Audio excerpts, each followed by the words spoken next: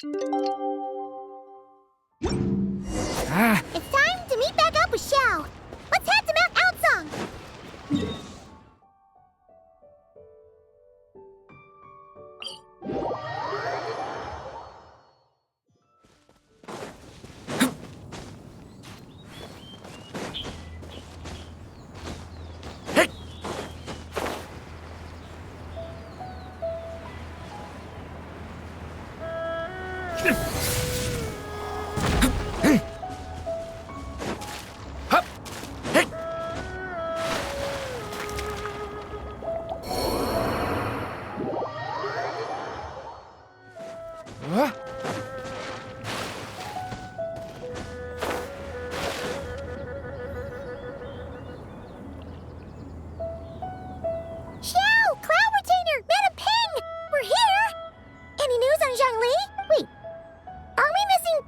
Adepti?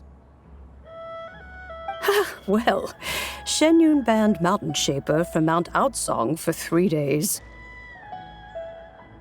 Oh, then what about Mooncarver?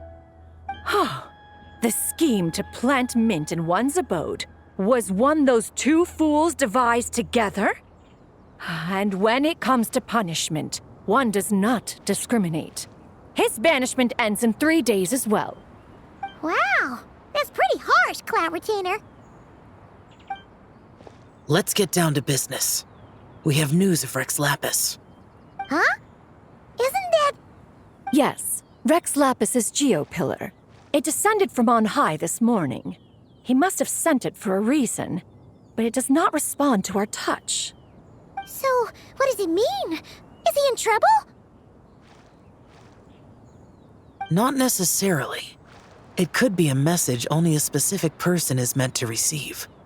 Traveler, you alone spoke to Rex Lapis before he left. Oh, so it must be for the Traveler. Give it a try.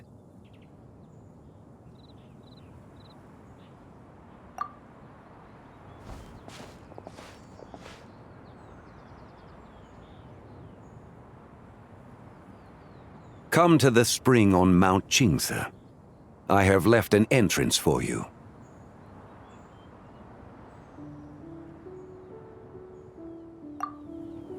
Well? Just as one surmised, it seems that Rex Lapis will not countenance our involvement in this matter. That would not surprise me in the slightest. He's always had a soft spot for the Traveler, after all. But be that as it may, we have served Rex Lapis for millennia now. In other words, I'm sure this has nothing to do with favoritism. He's probably just trying to protect us. That's right. So you mustn't let your guard down, even if Rex Lapis is by your side.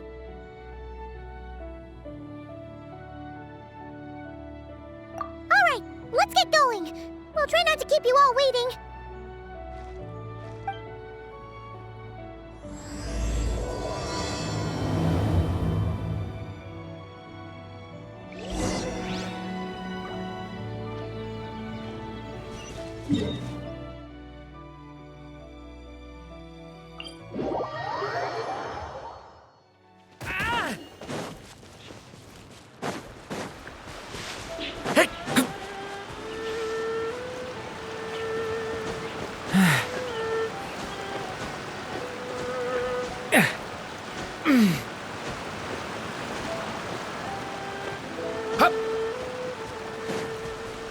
Keep your eyes peeled.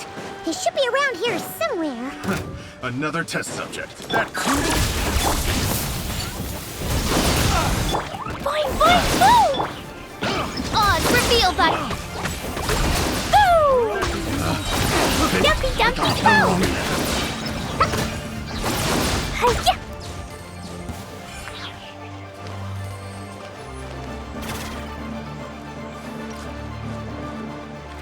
La la la, da da da.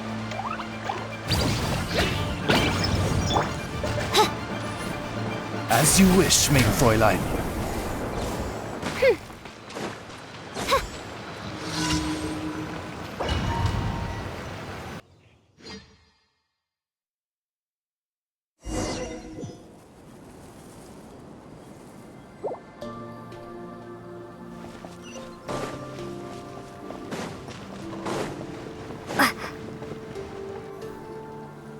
could have imagined that the once mighty Geo-Archon might end up so, sitting on a humble stool in the woods, quietly weaving moon lanterns? You really do look like an old man now. This is a Shao lantern, not a moon lantern. In ages past, when the gods waged war and the world was in turmoil, these lanterns were lit to guide fallen warriors back to their homes. Had you tarried in the mortal realm for but a little while longer, you might have become quite accustomed to them. Even so, it bears such a striking resemblance to the moon lanterns they used to offer up to the heavens. Could this truly be mere coincidence? Perhaps in some sense it is, yet in another, it isn't. For instance, who is to say that some of Langan's magnificent jade did not become part of the very foundations upon which Liyue Harbor now stands? It is conceivable that this ritual was transmitted in such a manner too. Now, let's not let ourselves get carried away. For all its splendor, do not forget that, in the end, even Langan could not escape its heaven-sent fate. Alas, it is just a pity that the little creatures of this world may never again lift their eyes to the moon, even should misfortune befall them. But you, Geo-Lord, now that you rule this realm, why take the trouble, not to mention the risk, to visit one who bears such profound guilt as I? Are you not afraid that you might be sullied by the curse of time that was laid upon me? There is no risk to speak of. At least, not in comparison to that which you took when you defied the heavens all that time ago. As I have stated, time and again, it was not I who defied the heavens. Geo-Lord, the ancient affairs of Langan have nothing to do with me, for I am but one of her deadly selves, severed before her demise. My name is not Zibai, but Zichao. Surely you did not take us for one and the same solely on the basis that we may all assume the form of white horses? Sorry to break it to you, but you seem to have found yourself the wrong white horse. Anyway, do tell me, what urgent matter brings you here? Very well then. I have come to ask for Zibai's shade. Oh? So, the Geo-Lord has set his sights upon Zibai's human soul. And what is it that you intend to do with it? The world outside is changing. With the new moon's birth, the confines of the shadow moon are gradually disintegrating. In other words, the heavenly soul is set to return. Consequently, strange phenomena have manifested within Langan's former domain, leading to the earthly soul's reappearance as well. The last of the trio, the human soul, is in your possession. Most intriguing.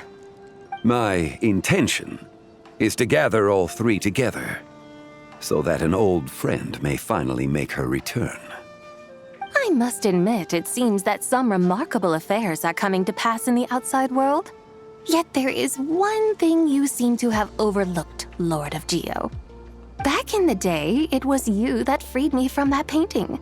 And afterwards, I took up arms in your name. Together, we first subdued Chenyu Vale, then brought peace to Mount Qingse.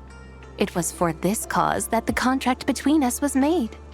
But now that the debt has been repaid, what cause have you to expect my aid? Zibai and I have long been friends. Given not only that you were manifested from a corrupt desire within her divine form, but that you also possess a fragment of her soul, how can you purport to be the wrong white horse? I think you'll find that we are now as separate and distinct as any two beings ever were. What once shone with radiant purity has long become dust. What you see is no longer what it was. Oh, great Lord of Geo. Should this still be unclear to you, I bid you take your leave. It seems that the fault lies in my own lack of consideration. As you wish. I shall let this matter rest. Wait! One moment, if you will. Should this not be your opportunity to propose a new contract? The part where you make me an offer I simply couldn't refuse? Even those puny mortals know how to haggle when striking their bargains. Should you, the famed god of contracts, not likewise strive for success through negotiation? Come now, enough with the posturing. It's time to name your price. Very well. I had, in truth, prepared a new contract for your consideration. I knew you would not come before me unprepared. Yet, you should know that I want for nothing, for I live in the mountains, carefree and untroubled. Occasionally, I even find sport in teasing the mortals who stumble into my presence. Then why persist in telling them those ancient stories? I speak of what transpired before the sky collapsed and the earth sank into itself. That is merely my way of passing the time. And what of it? Would any believe, much less remember, the ramblings of a mountain hermit? Those tales have long since spread throughout the mortal realm. Who? Should my words prove insufficient, I invite you to see the world for yourself. To this end, I have found you a pair of trusty guides. The Lantern Rite is presently underway in Liyue, and should prove quite intriguing for you. So this, then, is the contract you have prepared for me? Indeed it is. Think of it as a contract for a one-day festive excursion. Surely you do not hope to offer this in exchange for Zibai's shade. The foundation of my very existence for a little excursion seems a little steep, wouldn't you say? Why not see for yourself? You can always decide afterwards. The final determination, of course, shall rest with you. Is that so? Then perhaps this deal might not be entirely off the table after all. Where then are these guides of which you speak? Hey, it's Xiangli!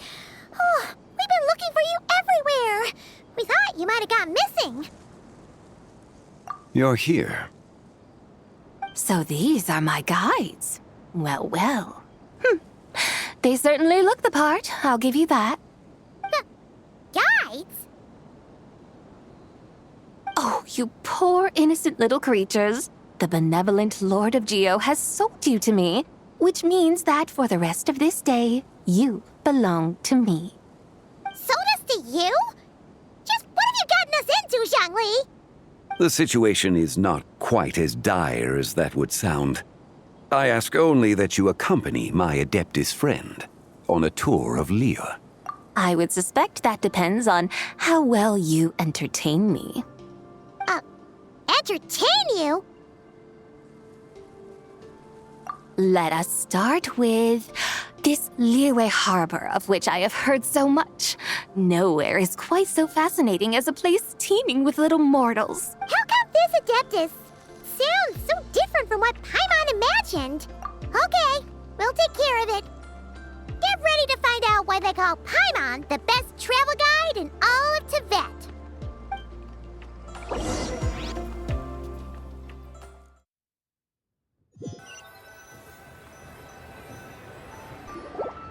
Look! We've arrived at Liyue Harbor! Not only is it Tibet's busiest port, it's also the beating heart of Liyue. So, dear Madam Adeptus, where would you like to go first? With humble fare and wine to sip, in comfort clothed and soul at ease, one eats, and all the heart's ills cease. So we're heading straight for the good stuff? Well, you're in luck, because Paimon's an expert when it comes to food. There are two main cooking styles in Liyue. Li cuisine, which is all about mountain delicacies, and Yue cuisine, which is centered on seafood. The most famous restaurants are Liuli Pavilion and Shinyue Kiosk. Oh, now Paimon's starting to drool. Guess our only option is to go try them both. 2 meals back to back. Both sound like excellent options to me. Are these the kind of establishments that most people might visit on a regular basis? Not exactly. Both Li Cuisine and Yue Cuisine are known for their pricey ingredients. Definitely not what you'd call the budget options. But don't you worry about that. Just think of it as Zhang Li's little treat. Come on! Aren't you supposed to be pals with Hu Tao? I'm unsure we can afford to spend a little more of her mora at least. Hey! All Paimon wants is to provide our Adeptus with the best possible experience here. Don't you want that too? Both certainly sound like worthy choices. Just now, though, I happened to see a porter pass this way. Where might individuals like him go to eat? A hungry porter, huh? Oh! Paimon knows just the place! Yep. Nothing fancy schmancy there. Just tasty dishes made with simple ingredients in a variety of different styles. Most importantly, it's great value for money, too. No wonder everyone loves it, huh? Oh, and the owner happens to be a good friend of ours, too. One mean restaurant. Yes, even the name itself feels lively and down to earth. All right, let's make it our first stop. Yippee! That's a great choice, too. Alrighty, let's head over there right away. Paimon can't wait to dig in. Wamin Restaurant, here we come.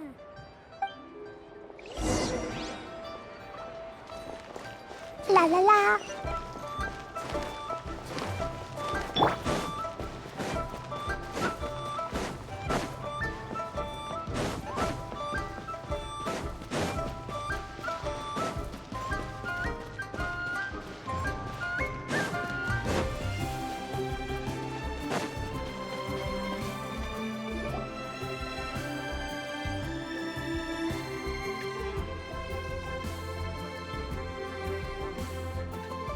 Xiangling! Chef Now! We're here!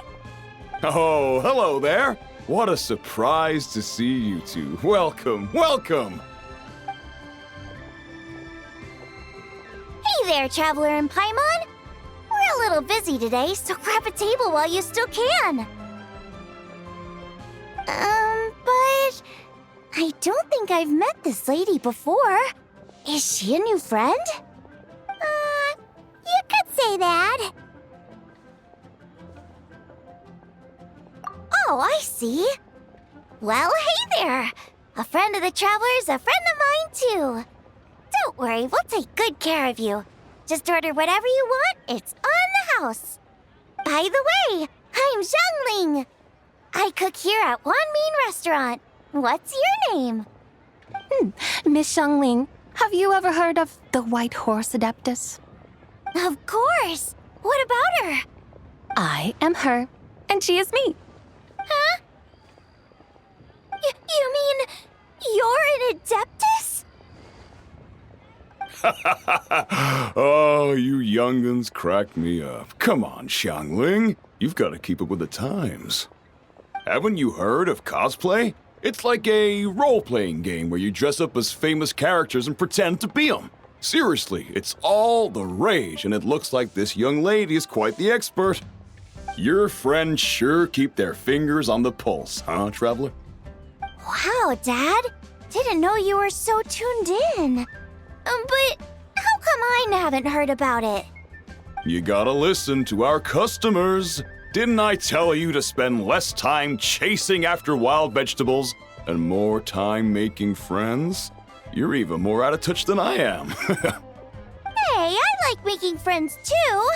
Isn't that what I'm doing right now? Anyway, even if it is just a costume, is it alright if I still call you White Horse Adeptus?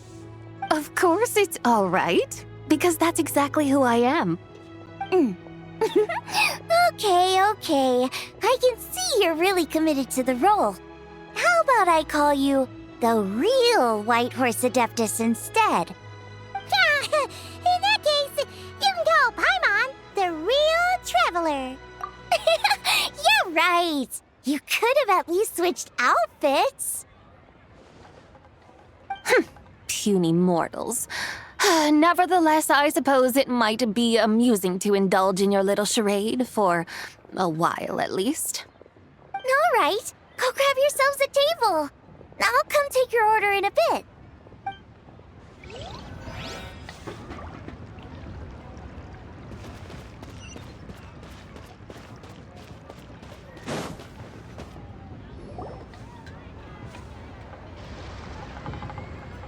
Hello.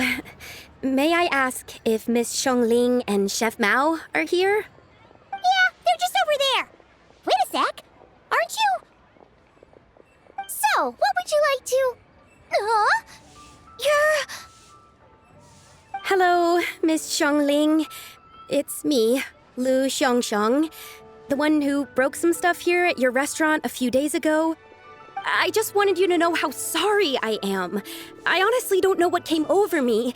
Please, please forgive me. Oh, it's you. You really gave me a fright that day, young lady. You didn't actually get food poisoning from our black-back perch stew, right? Come on, Dad. She's come to say sorry. It's all right, Miss Lu. You must have been feeling a bit off that day. You're looking so much better now, though. Why don't you grab a table, too? This one's on the house. No, I couldn't possibly. Hey, it's totally okay.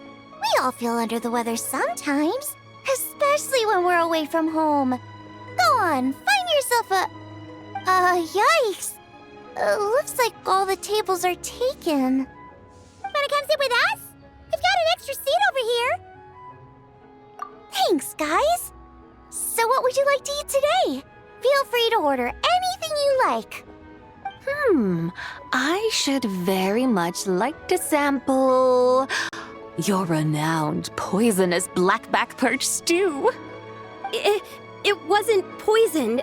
That was all on me.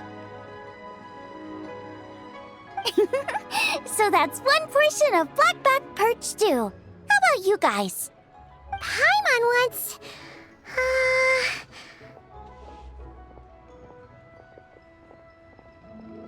Sure thing!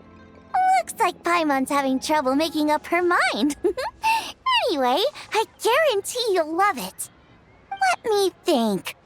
Well, since the blackback perch stew is on the spicier side, I guess it makes sense out with a serving of stir-fried shrimp. And since it's Lantern Rite season, you've better a triple-layered consommé and come and get it too. Those are our seasonal specialties. As for the carbs, since we've got a full table, how about some right at home? Along with our special chili mince cornbread buns. Trust me, you won't be disappointed. Then for dessert, I'll whip you up some Lucky Snow Delight. I just came up with it a few days ago, and I can't wait for you to try it. Wow! Sounds like quite the feast. Looks like Paimon's in luck today. Am I the only one who thinks that's way too much? Not at all. Don't worry, I know what I'm doing. And to top it all off, our star dish, Adeptus Temptation. You should know that we don't often serve this here at Wanmin Restaurant. But since this is my first time cooking for the White Horse Adeptus, I'm pulling out all the stops. Okie dokie, just sit back and relax. I'll have your dishes out in no time. Hold on. Did I just hear Miss Xiongling mention the White Horse Adeptus? You did indeed. And you're looking right at her. That's a joke, by the way. She's cosplaying. Oh, I see. Phew, almost believed you there for a moment. Tell me, little one, what business might you have with the White Horse Adeptus? It's a long story. Basically, a while back, I took part in an archaeological dig over at the chasm. While we were there, we discovered a number of relics.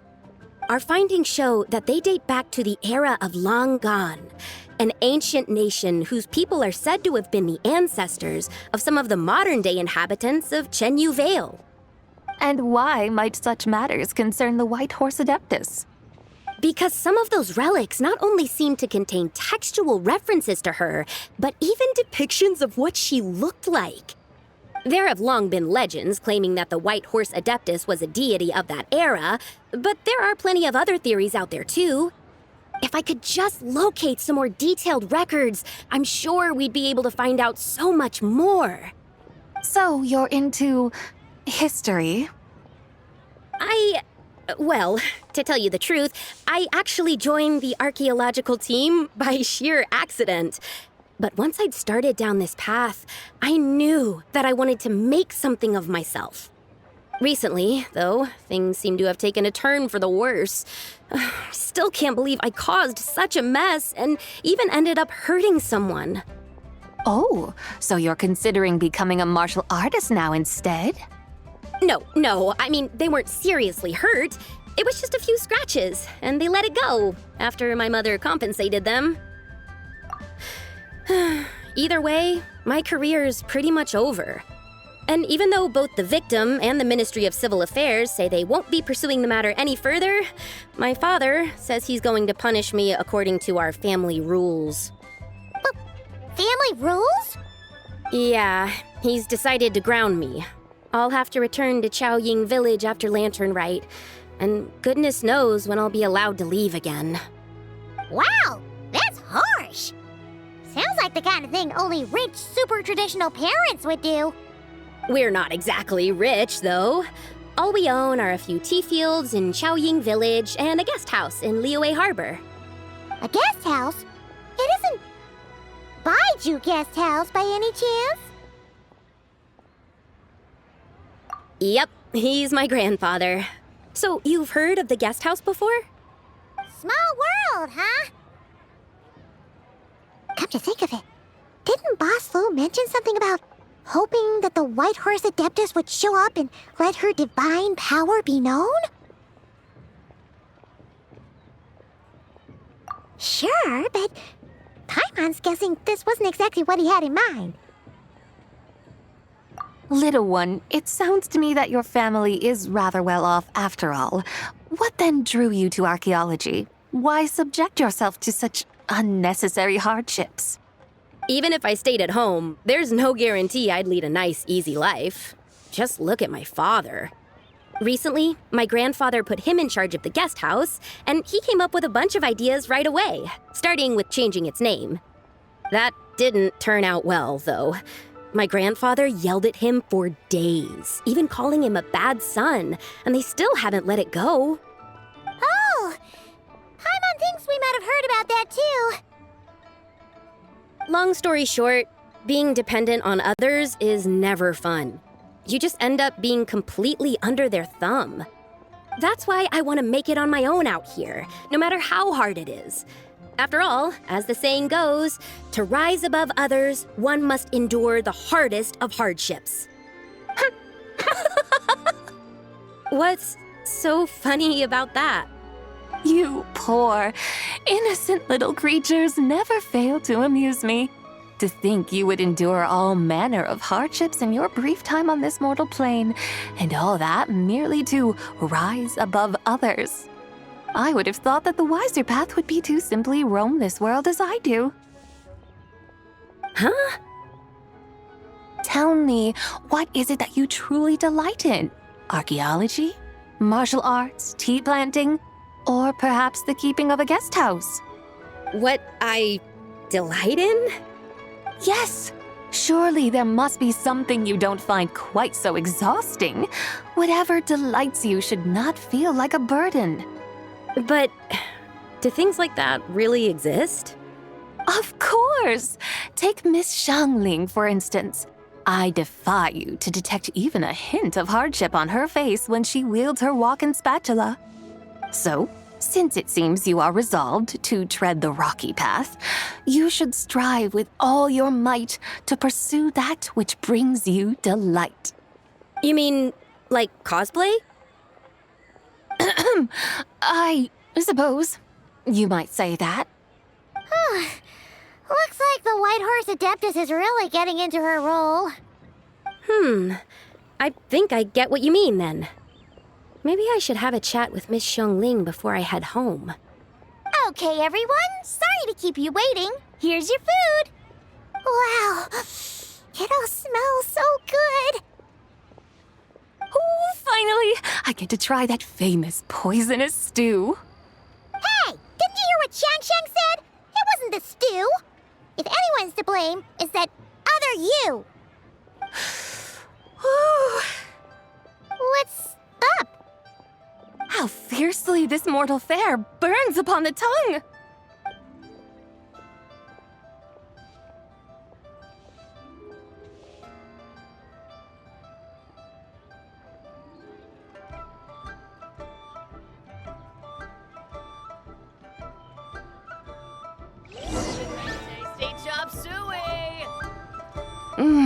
Most satisfying as poisonous stews go. So, where to now? Time, I think, to seek out some diversion? Oh, there's plenty of entertainment options in Liyue. Paimon will tell you that. The locals like to drink tea, walk their pets, play chess, watch operas, attend storytelling performances. Storytelling performances? You know, like listening to people telling stories. They're usually based on old Liyue legends, just like their operas. Stuff like the Divine Damsel of Devastation, Through the Eyes of a Dragon, or the Sanctification of Tao Do. What about the story of the bright moon that sits in the sky above us? Paimon doesn't think she's heard that one. Still, the moon does come up quite a lot. It's even in the name itself. The Yue in Liyue actually means moon. Since we're on the subject, you like telling stories yourself, right? Why don't we go check it out? In that case, I'll have to trouble the two of you to lead the way. Awesome! Let's go! Third round knockout, here we come!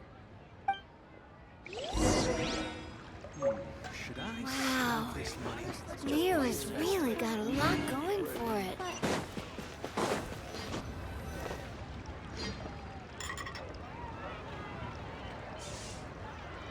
What a tongue twister! I'd have made a complete fool of myself if I tried to say it on stage without practicing it first. Huh! Call yourself Iron Tongue, Tien. Wobbly Tongue, Tien, more like.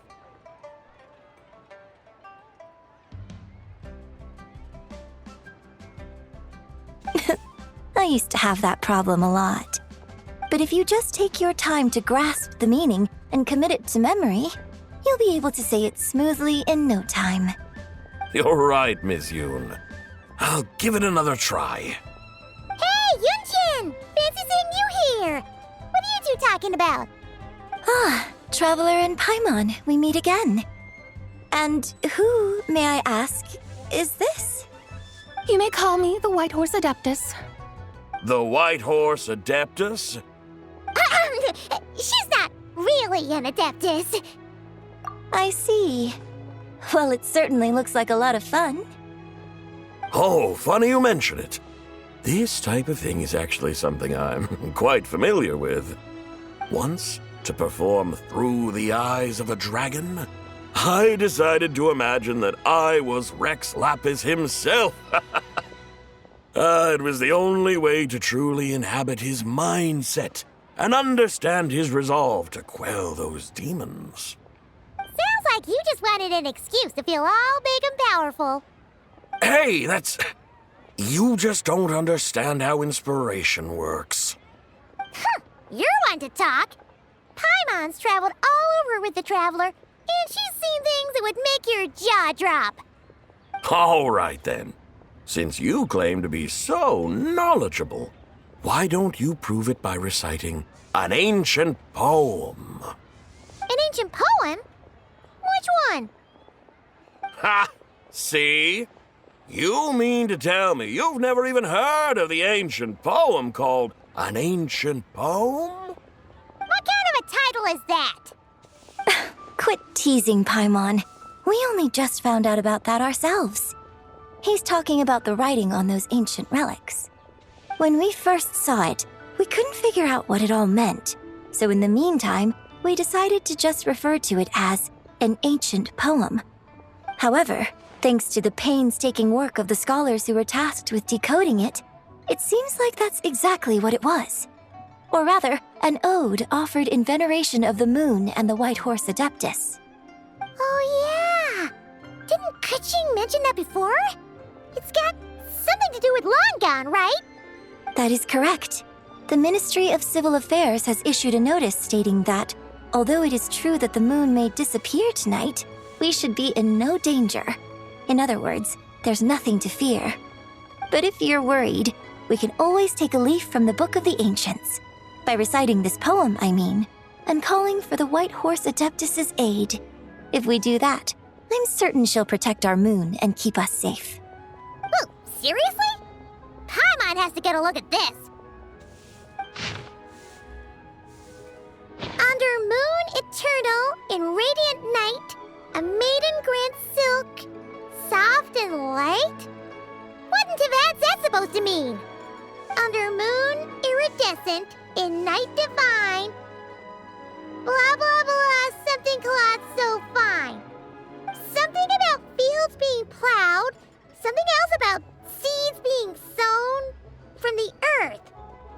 Seriously? What is this? The fields are plowed, the seeds are sown, and from the earth, life is grown. Whoa! You did that without even looking! Bravo! Bravo! We have an expert in our midst. Looks like this young lady really does know her role inside out. If I didn't know any better, I'd have taken her for the real deal. That's because I am the real deal. That's the spirit. This is exactly the kind of mindset I was talking about. Behold, mortals, I am none other than the indomitable Rex Lapis himself. Kneel before my godly splendor. Believe me, young lady, I know exactly why you do it. Back in the day, I was just like you. I must say you are rather amusing as mortals go. Miss White Horse Adeptus, it is a great pleasure to make your acquaintance today. I have some questions regarding the poem, and I was wondering, perhaps, if you might be able to shed some light on it?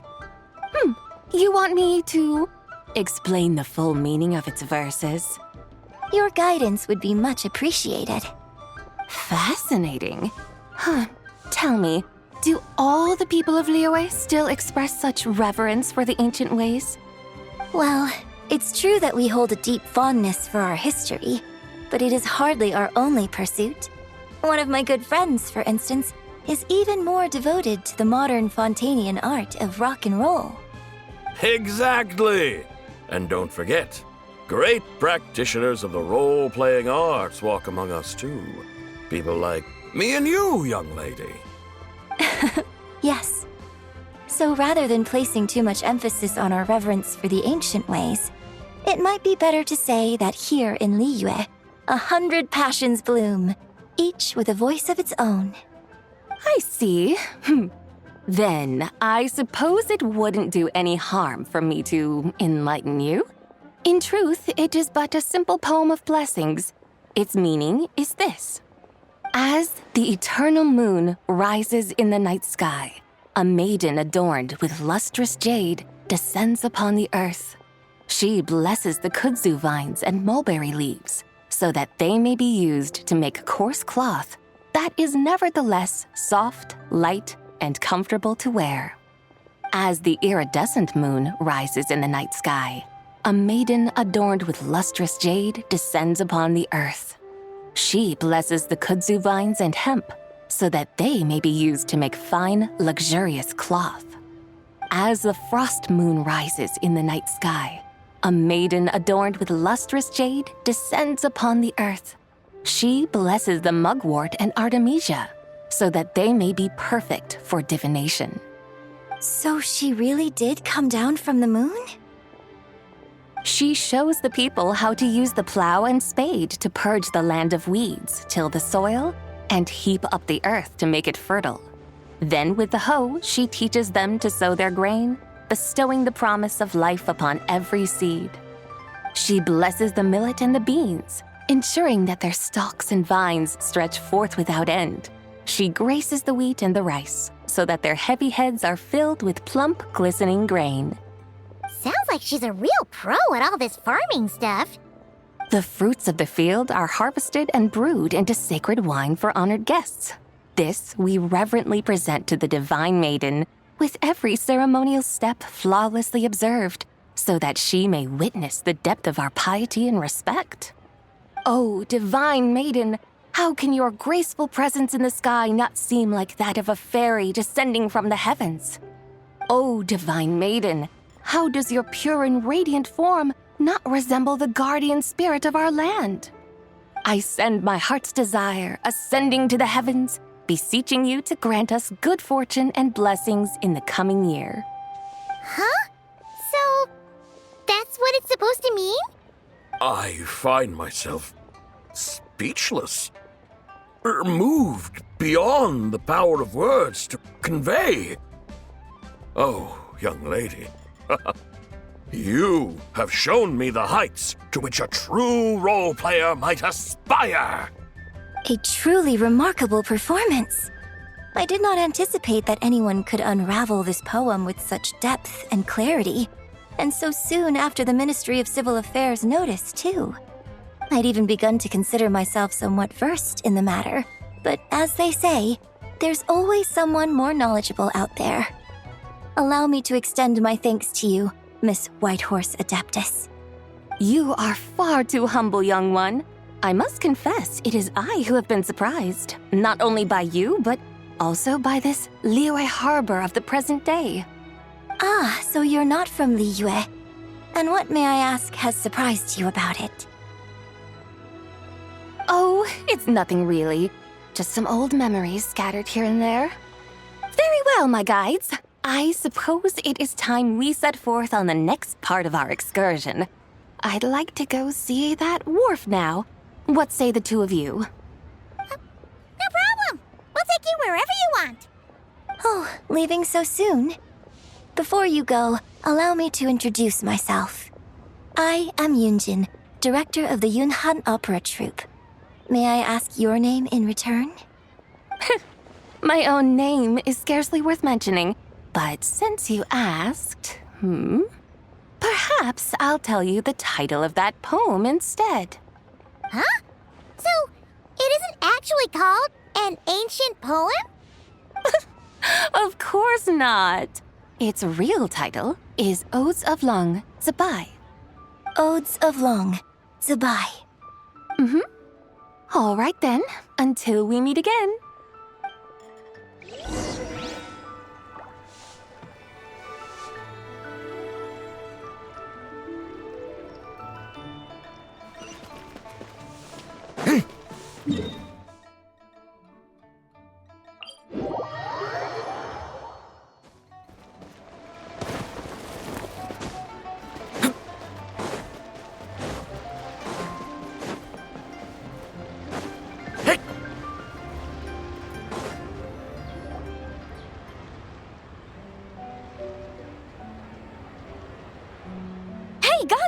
I almost forgot to mention. On my recent trip to Notcry, I came across something really fascinating in the Frost Moon Scion's library. I found records in their collection of another divine envoy living on the moon. A divine envoy on the moon? You don't think it could have been referring to the White Horse Adeptus too, do you? No way to say for sure. Still, the similarities between our legends are intriguing, to say the least. Isn't it amazing? Especially when you consider how far apart we are. It truly is. We might live in different lands, but when we look up at the night sky, we all see the same moon and stars. Right? It's like we're all bound together, no matter where we are. When you think of it like that, it's almost as if our friends from other nations will be right here celebrating with us. Isn't that a wonderful thought? No wonder you were so excited to go see the giant lantern when you first got back. Sounds like you're a real fan of the White Horse Adeptus, huh? I guess you could say that. Just a pity she's so elusive. Even Granny's never met her, you know? Maybe she really is just a legend after all. Hey, Yanfei and Ganyu! Trust, Paimon. The White Horse Adeptus is as real can be. Huh? Oh, look! It's the Traveler and Paimon! Feels like I haven't seen you two in, like, forever. Happy Lantern Rite. It's so good to see you again. Hey, you two. Happy Lantern Rite. Did I hear you right just now, Paimon? Does that mean you've actually seen the White Horse Adeptus? She has indeed. And now, so have you. Huh? And you are? Why, who else? The White Horse Adeptus, of course. Could you maybe start with something else next time? You're the White Horse Adeptus?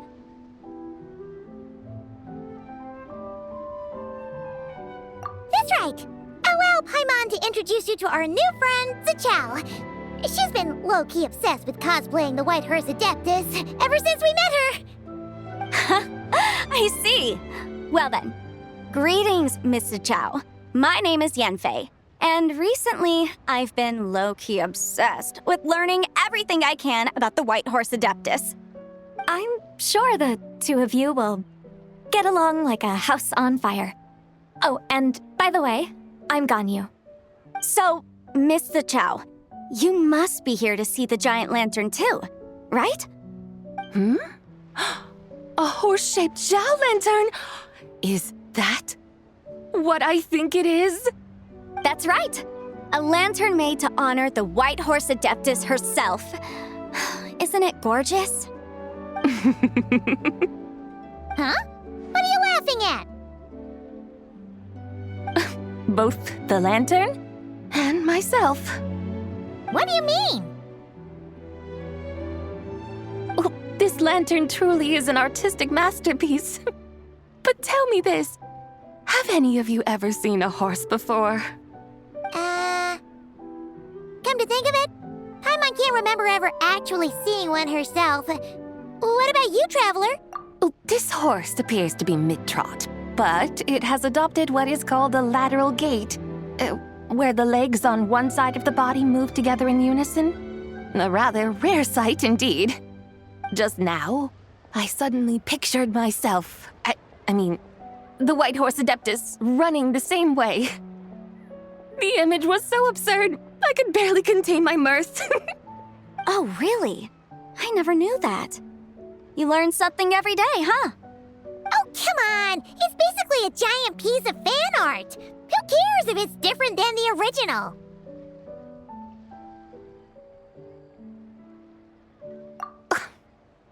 I was merely laughing at my own ignorance.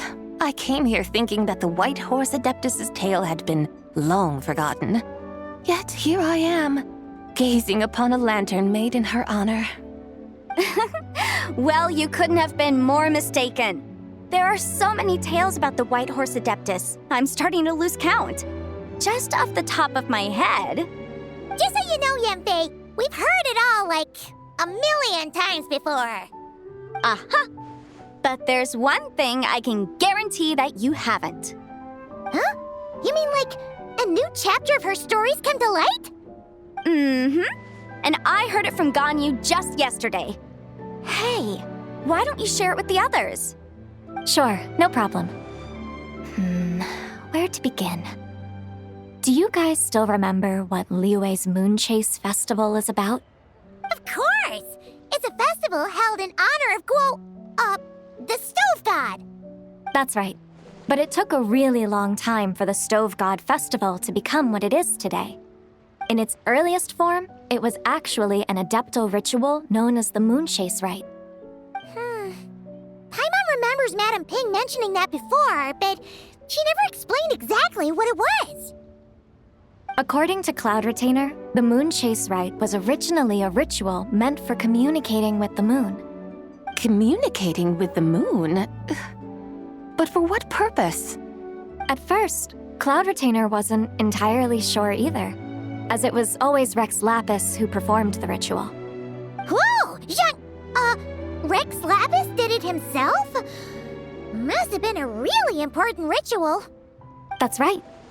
Unfortunately, despite numerous attempts, they never actually received any response from the moon, which is why they eventually stopped performing it. But then, just yesterday, Kutching took a picture of the moon being obscured by a dark hole to Cloud Retainer and asked if it had anything to do with the moon chase rite. The moment Cloud Retainer saw it, it suddenly dawned on her that the rite might have been an attempt to reach the White Horse Adeptus all along. Does that mean Zhongli's been trying to bring back the White Horse Adeptus all this time? So how about that? Bet you never thought there might even be a link between the White Horse Adeptus and the Moon Chase Festival.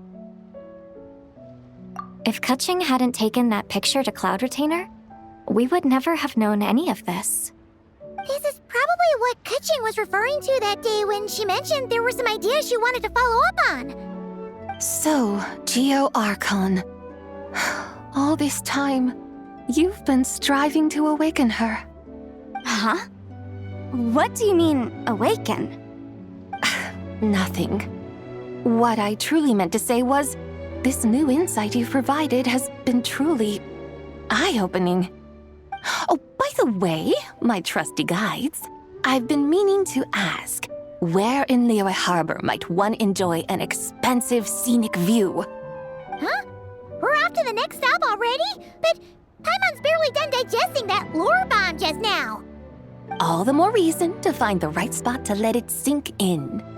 Oh, so that's what you're up to. A tour of Liyue Harbor? In that case, if you're looking for a spot with a panoramic view, I'd recommend Yujing Terrace. That's a great idea. Since the terrace is on higher ground, the sea view from up there's so much better. Great! Well, the Lantern Rite's about to start, so we should get back to Granny's now. Hope to see you all at the festival tonight. Oh, you're off too? All right then. See you both soon. See you soon.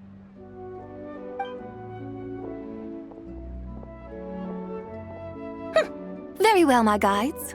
What are we waiting for? Okay, you're the boss. Yujing Terrace it is. After all, the customer's always right. Something else you needed to do? Oh, Paimon likes that idea. And what, may I ask, is a photo? It's this awesome invention that lets you record moments in the blink of an eye. Except, you've gotta try not to actually blink. Oh? What must I do in preparation then? Nothing. All you gotta do is choose a pose. The Traveler will handle everything else.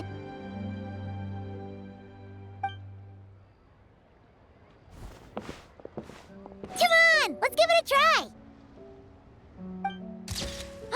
Look, we got a great picture. Paimon's gonna call it The White Horse Adeptus Meets the White Horse Adeptus in Liyue Harbor. Huh. They've even discovered a way to preserve moments in time. Now I truly am curious to witness what else these mortals might accomplish. Very well, let us proceed. Yujing Terrace lies in that direction, does it not? Hey, wait for us!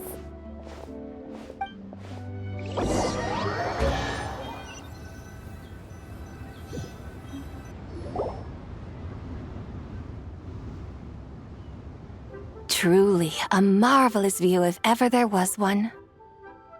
It seems the charm of this Liyue Harbor is only heightened by the sun's dying light. And soon, people will start releasing their shell lanterns to mark the most important day of the year. Practically everyone will be with their friends and family, eating a big meal, chatting, and even setting off fireworks. Trust Paimon, it'll look even more amazing then. What do you say? Want to stay to see that? No need. Let us bring this weary day to a close. Weary day? You mean You didn't enjoy your tour? I had imagined you would arrange for me to witness some grand spectacle. Perhaps the descent of divine beings, the manifestation of the sacred before mortal eyes, or the appearance of a selfless hero come to aid the helpless and downtrodden.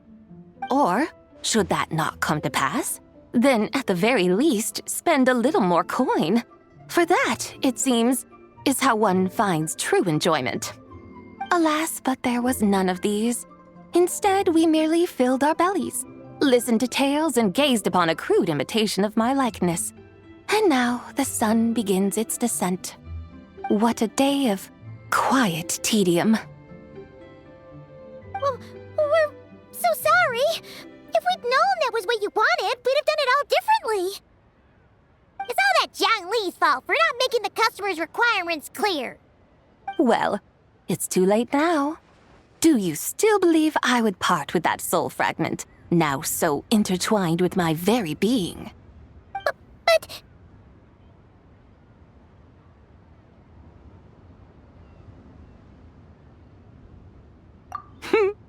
I knew you were the more astute of the pair.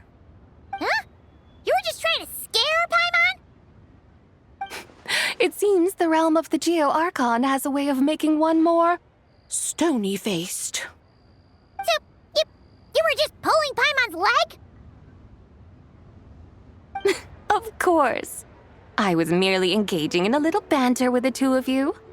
Long ago, I shared tales with various mortals who chanced upon my mountain abode. Never did I imagine that those stories would endure. It seems I greatly underestimated them.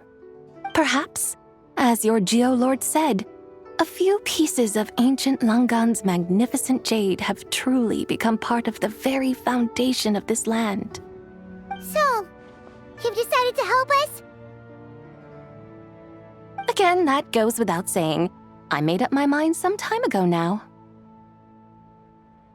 When I beheld a rather intriguing scene as I set foot in this city, I saw porters passing through the alleys, setting down heavy wooden crates from their weary shoulders, peddlers pushing carts as the kites and lanterns upon them rustled gently in the breeze. I saw cooks cooking, actors acting, scholars reading, soldiers marching, children playing, elders resting, officials officiating, and the common folk absorbed in this or that, reveling in the simple joys of life.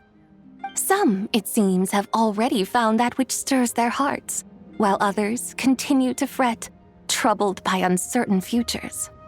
Yet, in this gentle and serene order, each holds fast to their anticipation, not only for the celebrations to come, but also for the first light of the morrow. Scenes I once yearned to behold now unfold before me, no longer in Langan, but in Liyue Harbor, thousands of years on. How wondrous is this mortal realm!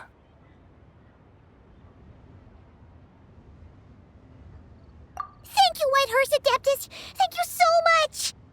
Adeptus, Adepti, perhaps the singular art in which we are truly proficient is that of sequestering ourselves within the high mountains. But once we leave our mountain refuge, we find ourselves drawn back to mortal ways all the same. So, it is I who should offer my thanks to the two of you. Traveler, Paimon, you have made this day more delightful than any I've known in a long, long time. Come now, and take what it is you need. You mean, like, right now? But don't you think we should wait for Zhang Li? That won't be necessary. All things shall meet again in their time, for the waters know no rest, and the flowers their appointed season. One need not fear that life is but a journey of goodbyes.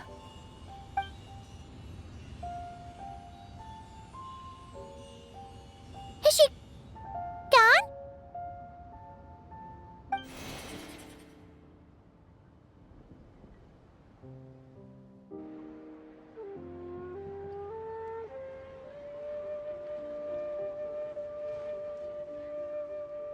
Yes, she's gone. A deadly self is formed from the body's impure vapors, so naturally it cannot survive long in this world. Had it not been sustained by the remnant of Zibai's soul, it would have faded away a long time past.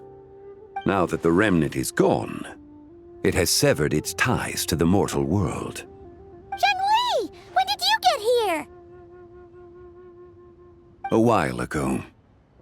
Paimon would have thought you'd at least want to say goodbye.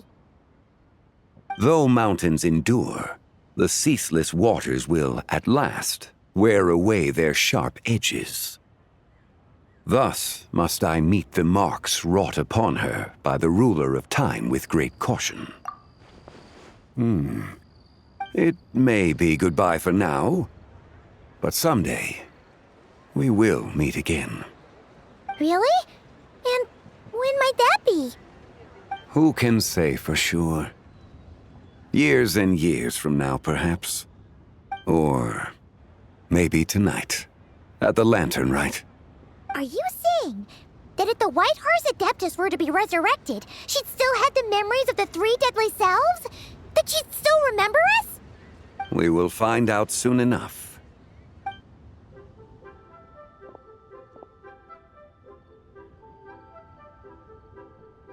It is time. The rite is about to begin.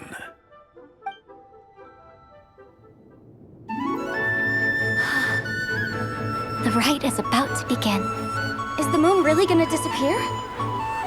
Got your lanterns ready, everyone? All set. Might be about time to put eyes to the sky. Wouldn't you say, Tianchuan? Look!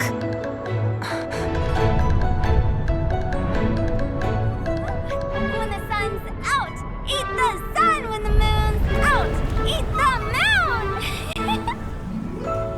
Whoa, is this the lunar eclipse? Under moon eternal, in radiant night, a maiden grants silk, soft and light. Under moon iridescent, in night divine, a maiden grants fiber for cloth For so you. fine. Under moon of frost, in night so great, a maiden grants tools to divine our fate. The fields are plowed, the seeds are sown, and from the earth, life is grown. The seedlings stretch, the crops do rise, and all unfolds before our eyes. Fruits are gathered, sweet wine is poured. These gifts we offer to our Lord. Pure is heaven, so fair and bright, she shines as light in this dark night. And with her does this, wish take flight.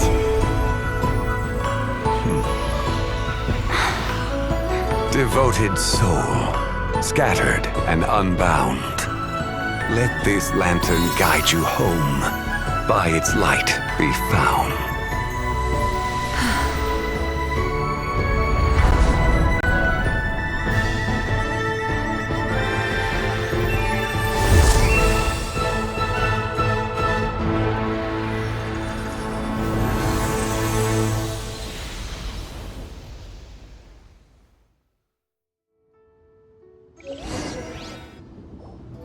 Did we do it? Do we finally get to meet the real White Horse Adeptus?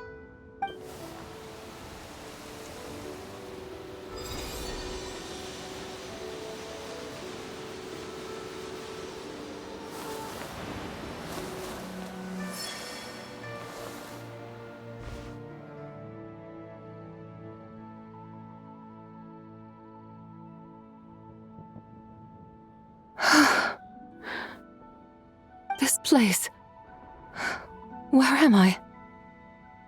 A familiar land, now known by the name of Liyue. Liyue?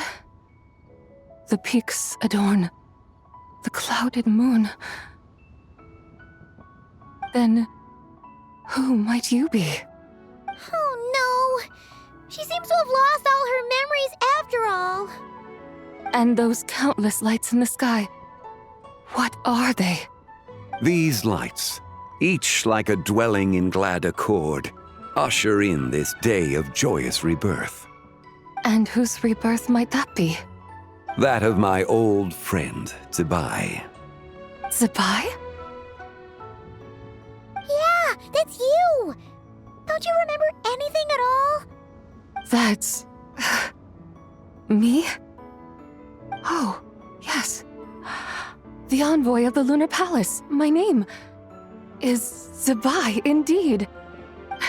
Then you must be... the Lord of Geo, Heaven's Star.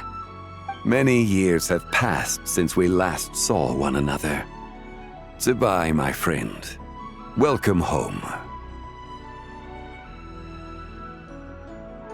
Home? But why does this place, this Liyue, feel at once so strange and yet so familiar?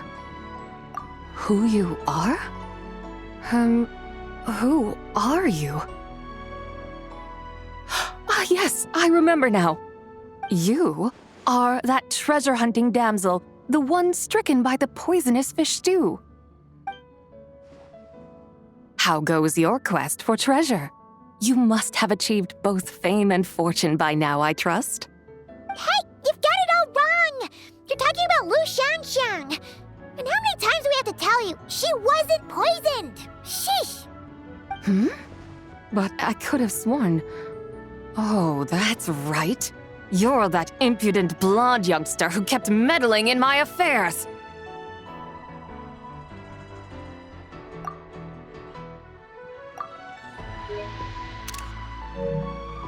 And to think you even had the audacity to presume yourselves worthy of being...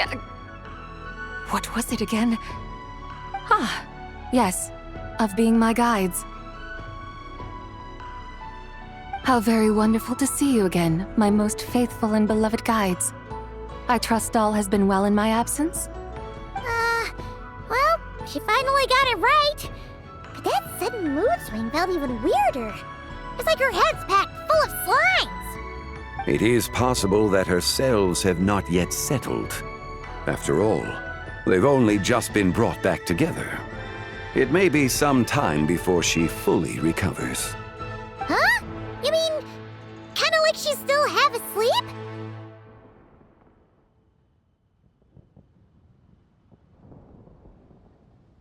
That I cannot say for certain. Perhaps a few days, perhaps a few years. A few years? Mortal years are but a poor measure when divine beings tread the realm of dreams. Well, if you say so. Anyway, at least she's whole again, right? That already seems like a pretty good outcome to Paimon. Yes, there is little cause for worry. We need only wait and let time take its course. Say, what are those little creatures over there up to? Celebrating Lantern Rite, of course. And those lights up in the sky? Those are all Xiao lanterns. This year, each and every one of them carries a little wish inside. Lantern Rite. Then, may I join in too? Of course! Why else do you think we've been running around like headless chickens these past few days?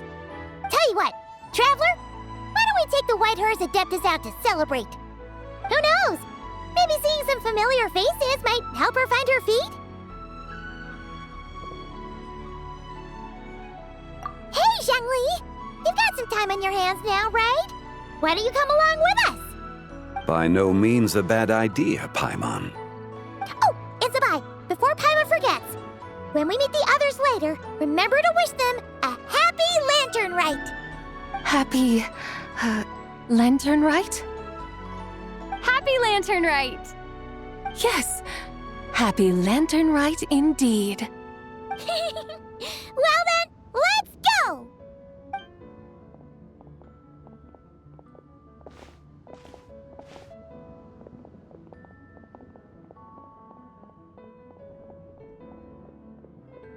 Lantern Rite. A night of joy, reunion, and moonlit blessings for all.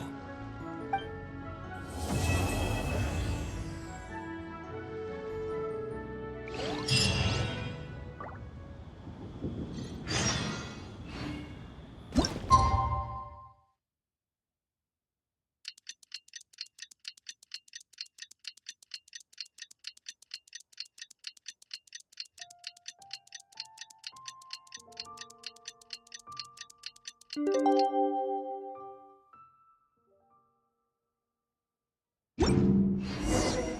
wonders how the White Horse Adeptus is getting along. Maybe we should check in on her? We can ask Zhangli where she is.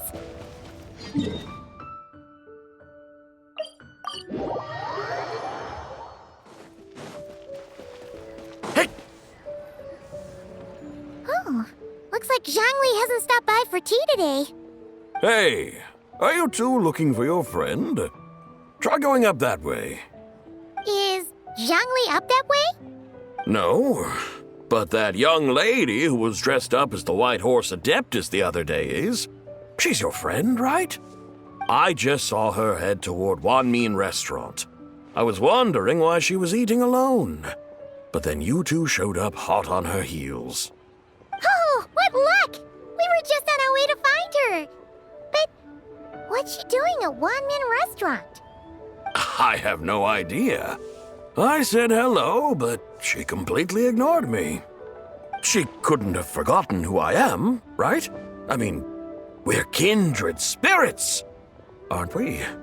Maybe she's still half asleep, but her brain might be a little fuzzy. Oh, that makes sense. I was wondering why her eyes were so red. Her eyes were red? Oh, that doesn't sound good.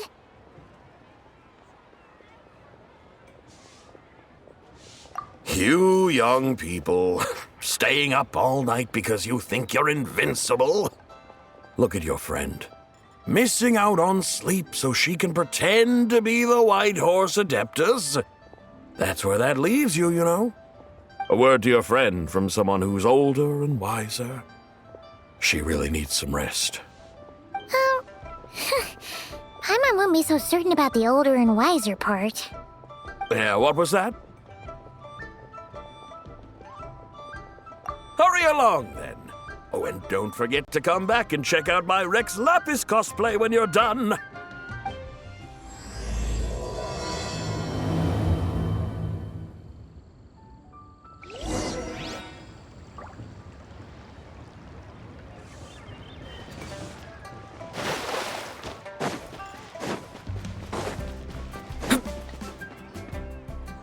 Where's the proprietor? Come out and see me at once!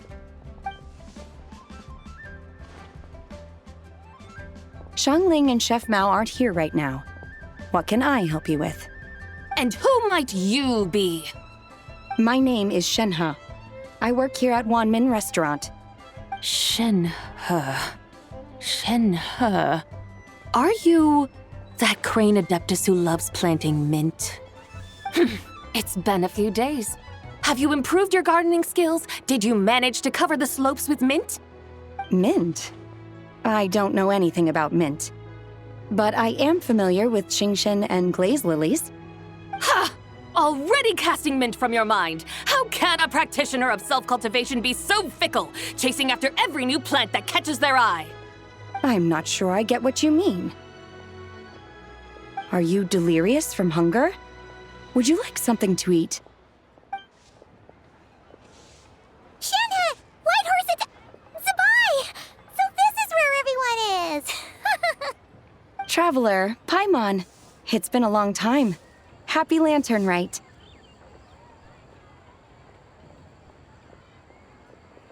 Is this customer a friend of yours? Don't mind her, Shenhe. She's just a little cranky because, she didn't sleep well last night and she's only just woken up. Look how red her eyes are. I see. In that case, Miss Zibai, I have a tonic here infused with Qingshen. It's cool and soothing when applied to the eyes. Would you like to try a few drops? Stop right there! Who are you two noisy children? Hey! Have you forgotten about us already? Guides. Yes, I seem to recall something about some guides. Ah, yes, now I remember. What luck! I was just looking for someone to show me the way to Elong Wharf.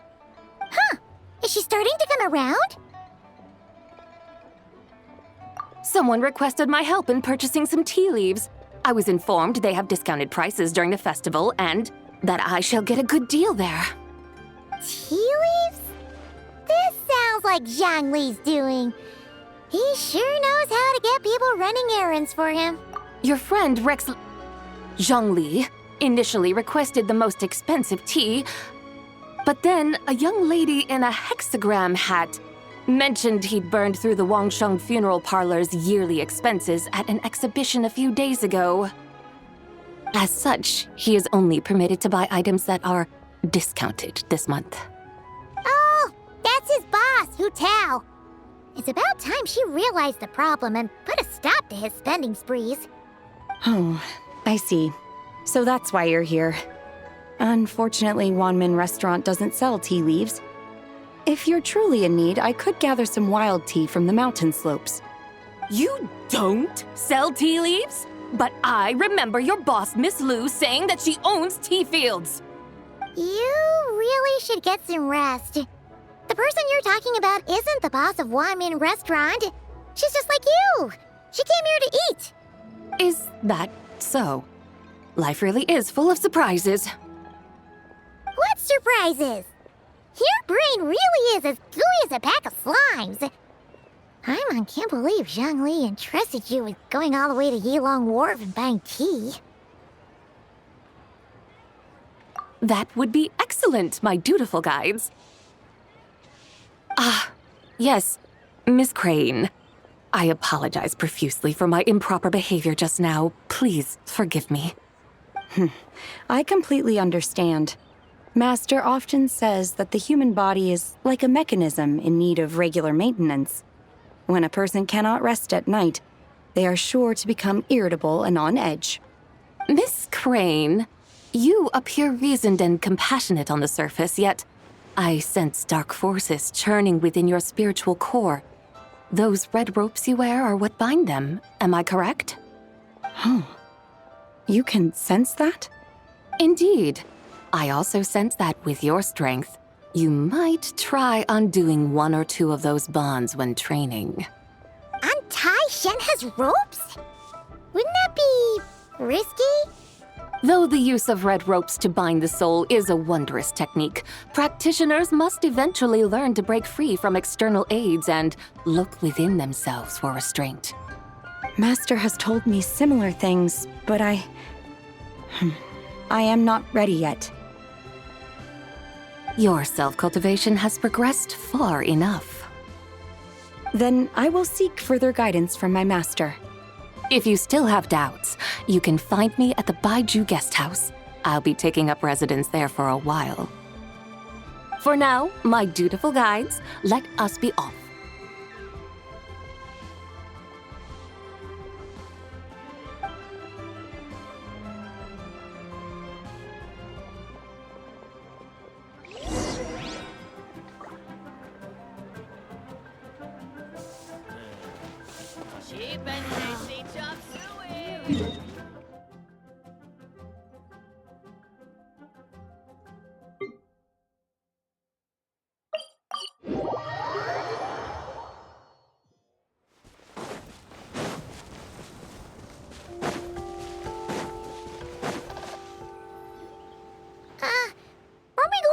Wharf?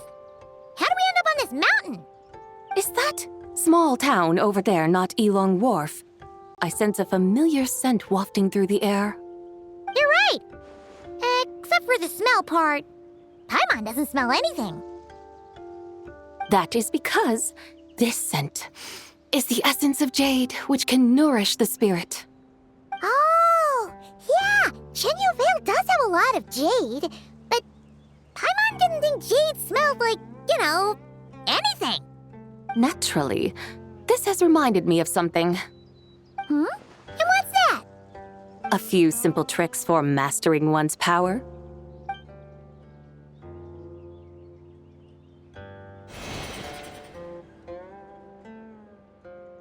What is that thing? I'm sure you've been to Yilong Wharf many times before, but I wonder if you've done so while cruising through the air. You've been such dutiful, dedicated guides, so allow me to offer this fresh experience as recompense. Please step in.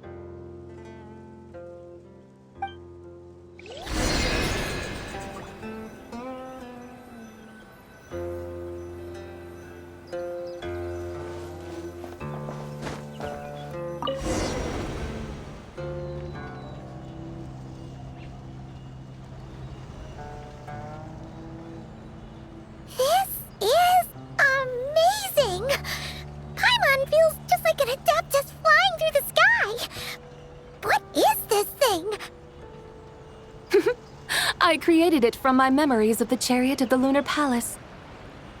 Many years have passed since I last laid eyes upon it, so there may be some discrepancies.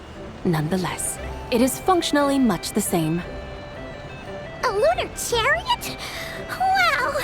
Paimon never imagined she'd get to ride in one!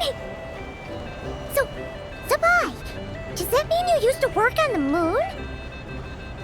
Work. That's an interesting way to phrase it, though I suppose you are correct. I was once an angel, a member of a race tasked with guiding humanity. Then, graced by serendipity, I became a moon envoy. Huh? What's a moon envoy? Some kind of super important angel? As you would understand it, a moon envoy is a job title. Any angel, or non-angel, can become a moon envoy. Does that mean you're not the only one? Of course not. Though my memories are still hazy, I vaguely remember some of my colleagues. There was one who liked to take on the form of an ibis. An ibis? Could it be... Can all moon envoys turn into animals? Does that mean Lauma could take that job? She can turn into a deer, and moon chanters are some sort of Luna envoy anyway, right? Moon chanter? I have no idea what those are. Oh, okay then.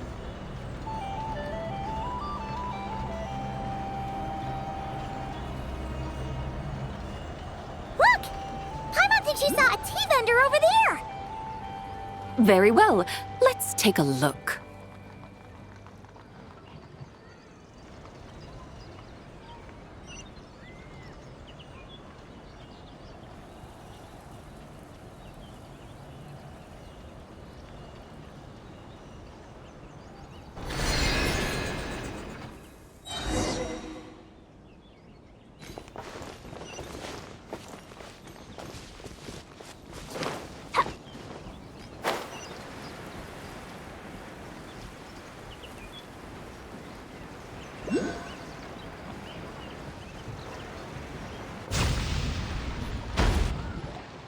Welcome, please have a look around.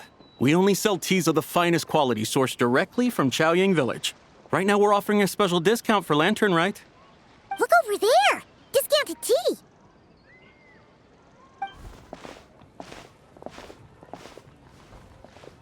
Dear customers, are you looking to purchase some tea leaves?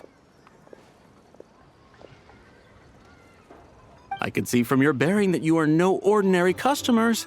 My humble shop has some exquisite teas that should satisfy your more refined tastes. We're not here for quality. We're looking for a discount. A discount? Well, that's a coincidence. Our Sunglaw tea is on sale right now. A special festive offer. Something about the name of that tea sounds familiar to Paimon. Buy 3 boxes of Sunglaw tea during the festival to get 10% off. Buy 4, get 20% off. Buy 10, but... That's right! 10 boxes at half price. Have you been to our shop before by any chance? Oh, Paimon's definitely heard this spiel before. 3, 4, 10, 10, 20, 50. Zibai, what are you muttering about? When purchasing 3, 4, or 10 boxes, the corresponding discounts are 10, 20, and 50%. The intervals between the two sets of numbers are 1 and 6, and 10 and 30. Look! Her eyes turned blue! That's gotta be a first!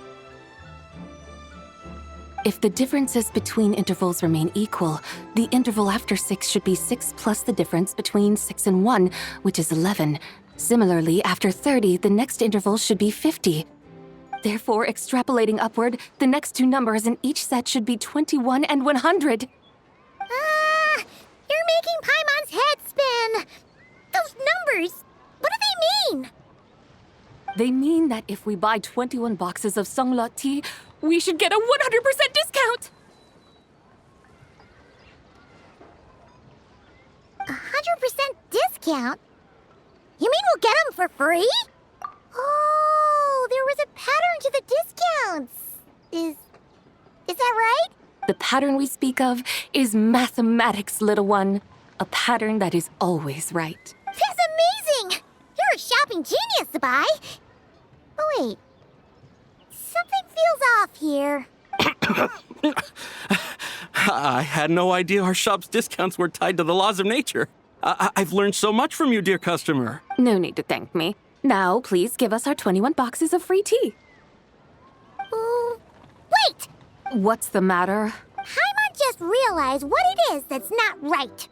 It took you long enough. We got the short end of the stick. Think about it. If we don't have to pay when buying 21 boxes, then if we buy even more, the vendor should be paying us money instead, right? Huh? Hey, Zibai, work this one out. If we buy 100 boxes, we'd make loads of money, wouldn't we? It stands to reason. Wait a moment, dear customers. Don't you think you're haggling a little too hard? You are the one dictating the discounts. We're simply extrapolating the numerical patterns within. As such, we are hardly haggling. You have a point. However, that's right. I'm so sorry. I just remembered. My supplier didn't come today, so we don't have any tea after all. Such a shame. Terribly sorry about this. Awful, awful luck. Where can we find your supplier? Well... Not to fret. We'll save you the effort and go straight to the source ourselves. Well, you see, dear client, the supplier's discount isn't as generous as ours. You won't be able to get the same price from them. Huh? Does that mean they won't pay us for taking their tea? They might not even offer you a 100% discount. How very unfortunate. Nevertheless, as the original supplier, they must offer some sort of discount. Besides, we're not looking to make money. We just want a good deal. Well, that's great. My suppliers are all tea farmers from Chaoying Village. You can go ask around the village, but please don't say I sent you. Do not worry. We appreciate your generosity. Referring customers to your business partners, even choosing to remain anonymous, the demeanor of a true gentleman indeed. Your business will surely prosper. I hope you're right. Then let us head to Chaoying Village. Do you know the way, my guides? Of course! Just follow us.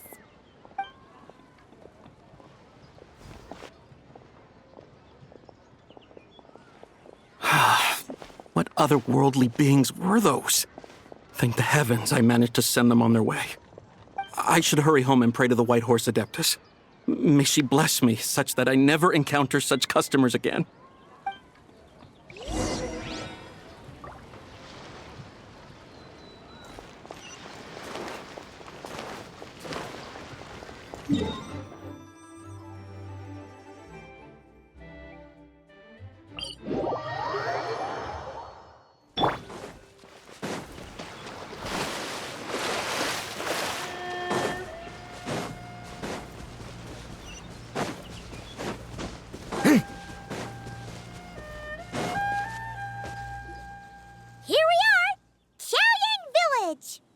The mountains and waters are pristine.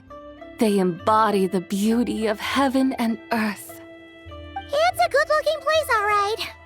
But it's hard to enjoy the scenery when Paimon can't stop thinking about all that tea-buying more we're missing out on. Should fate dictate, Mora will find its way to you sooner or later. Well, Morak certainly finds us often enough. He even sought us out in person this Lantern Rite. For now, let's look around and see if any tea farmers are selling their crop. We'll be able to see more clearly from up high. Let's take to the sky and enjoy the beautiful scenery while we're at it.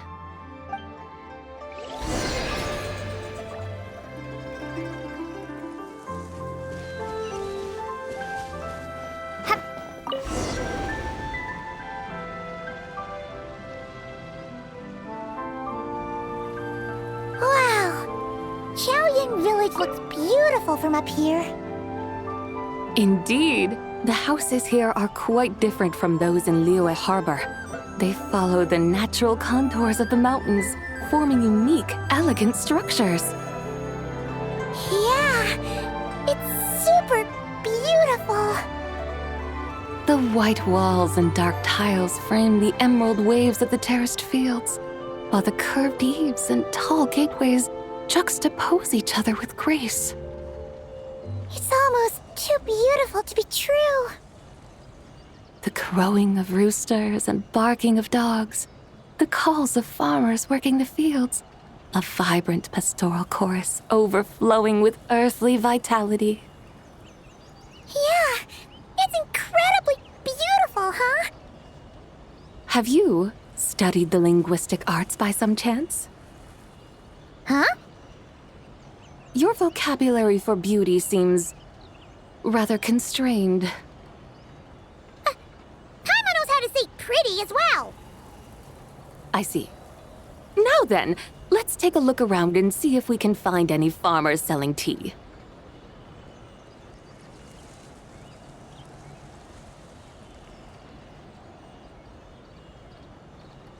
Look!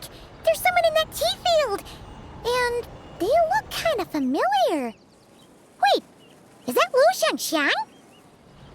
And who is that? Oh, you'll remember her once you see her up close. Hey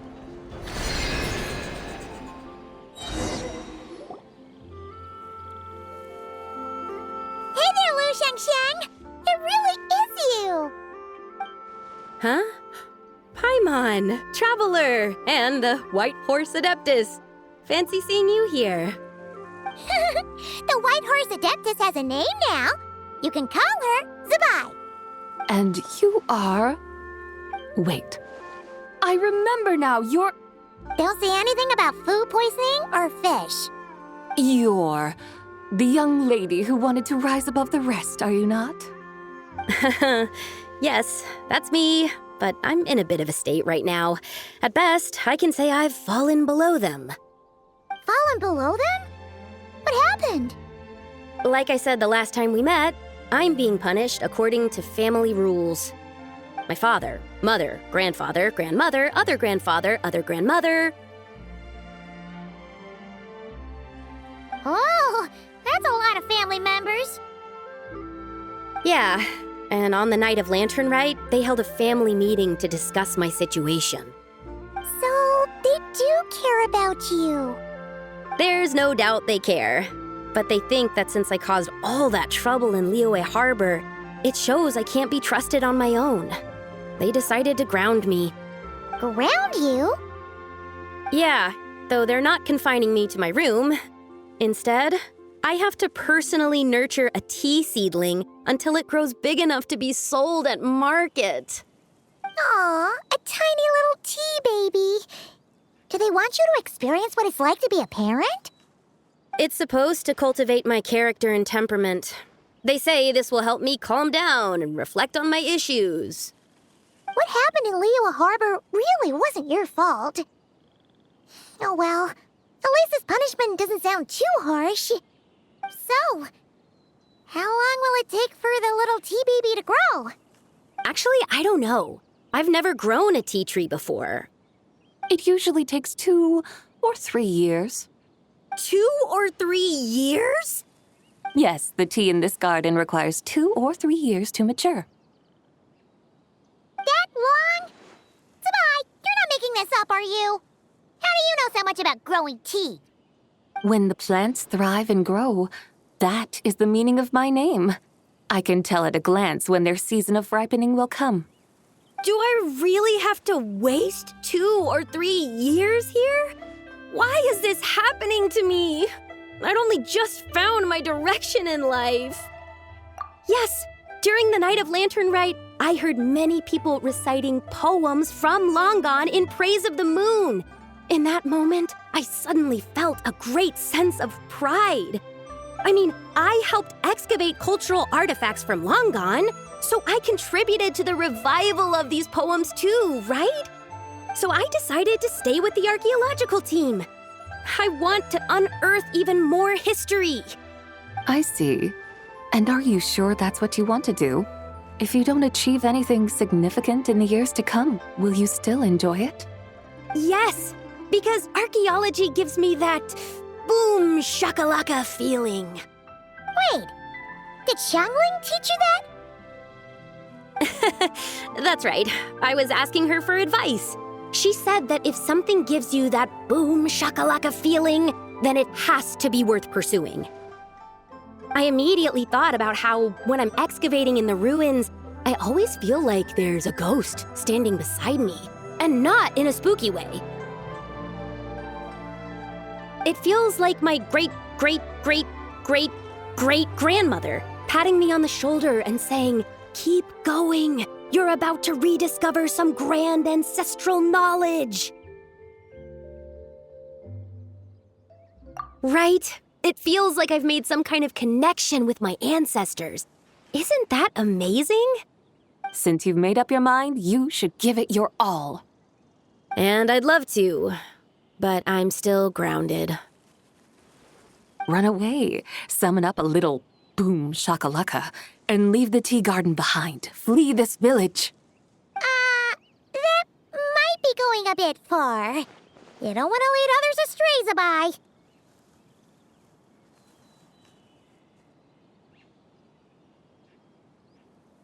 Yeah! Tell them about your great-great-great-great-great-grandmother. She must be the most super-duper ancestor to have ever risen above the rest, right? I'd be better off telling them about the White Horse Adeptus. After all, she's the supreme riser above the rest who saved my great-great-great-great-great-grandmother. Then it's settled. Tell your family that your decision has my blessing. Thank you, Zibai, but I don't think cosplay is going to work on them. They won't listen. They don't need to listen.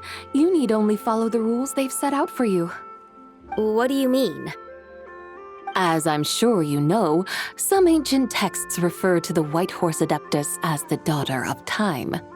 My family history contains such records, but what of it? If the White Horse Adeptus were to manipulate time to make your tea seedling grow overnight, then you'd be free, correct? Is that how it works? If the White Horse Adeptus were to really get involved, my grandfather would let me leave right away, but who really believes that she'd show up and help? It's not as if you have any other options. Why not try calling out for help? It won't cost you any more. Guess I might as well. I've got no better ideas anyway. White Horse Adeptus, if you can hear me, please save me from my predicament.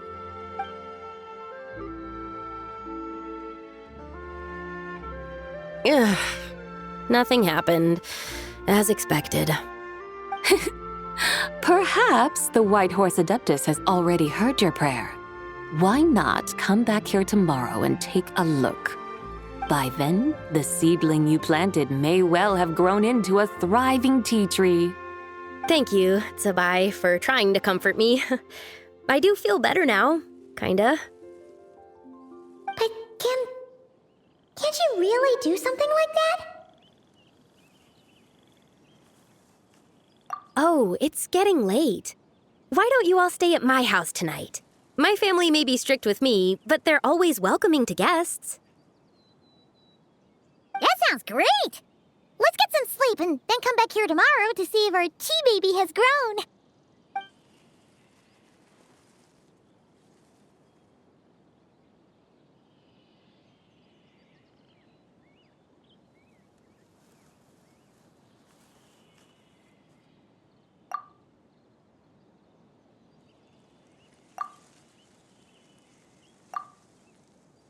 Oh, the tea tree! Whoa! Your tea baby is all grown up! Indeed, it has grown into a mature tea tree that can stand tall in the face of wind and rain. How is this possible? It must be the work of the White Horse Adeptus. Your prayer must have moved her. Are you sure? Perhaps she heard your prayer and chose to answer the call. She once saved my great-great-great-great-great-grandmother. This time, she saved me. That's incredible! Your family must be blessed by the White Horse Adeptus. I guess so. I need to tell everyone the news right away. They'd better. Since this is the will of the White Horse Adeptus, I don't see how they could object. Go! And if you run into any more trouble, call out to the White Horse Adeptus just like yesterday. Thank you so much! Paimon really thought you were going to use Adeptal energy to make the tea baby grow, Zibai. When an Adeptus exerts effort, consuming their energy, is that not using Adeptal energy?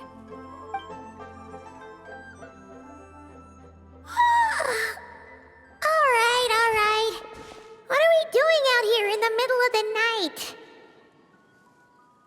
We're here to help Lu Xiangxiang fulfill her wish, of course.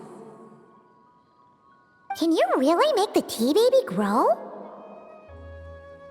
It won't be easy, but there are ways.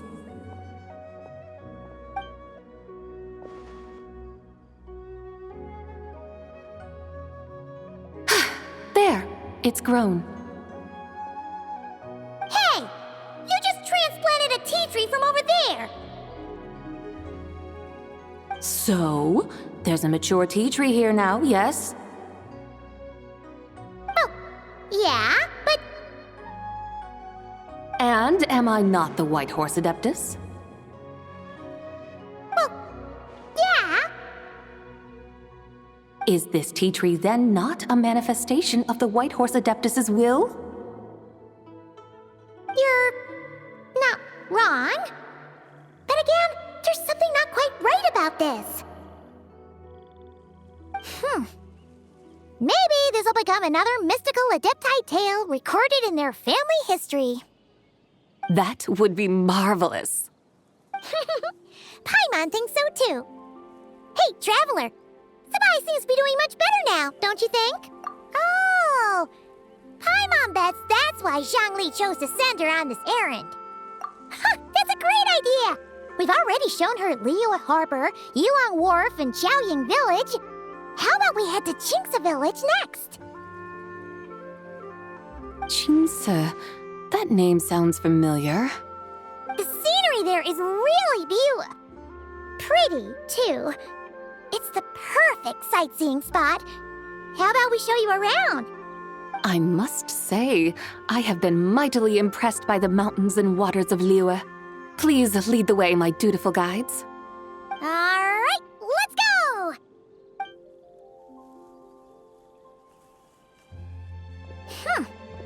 Paimon can't help feeling like we've forgotten something. Pay it no mind. I've already forgotten more than you will ever know. All right. If we forgot something, it can't have been that important to begin with. Qingce Village, here we come!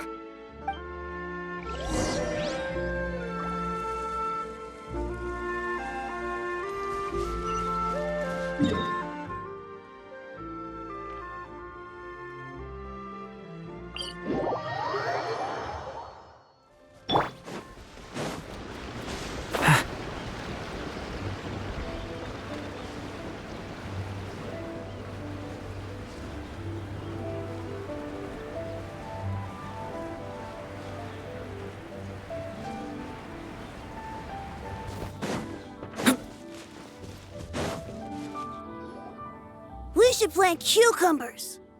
We should plant canolas. We should plant cucumbers. They're easy to sow. We should plant canolas. The flowers are pretty. What are you arguing about, little ones? We're deciding what to plant in our field once Lantern Rite is over. Yeah! Dad gave us a small plot of land to grow our own crops. He said we can keep all the more we get from selling them. We should plant cucumbers, right? Dad plants cucumbers every year. We should plant canolas. We can press the seeds for oil. It smells good and sells for a good price.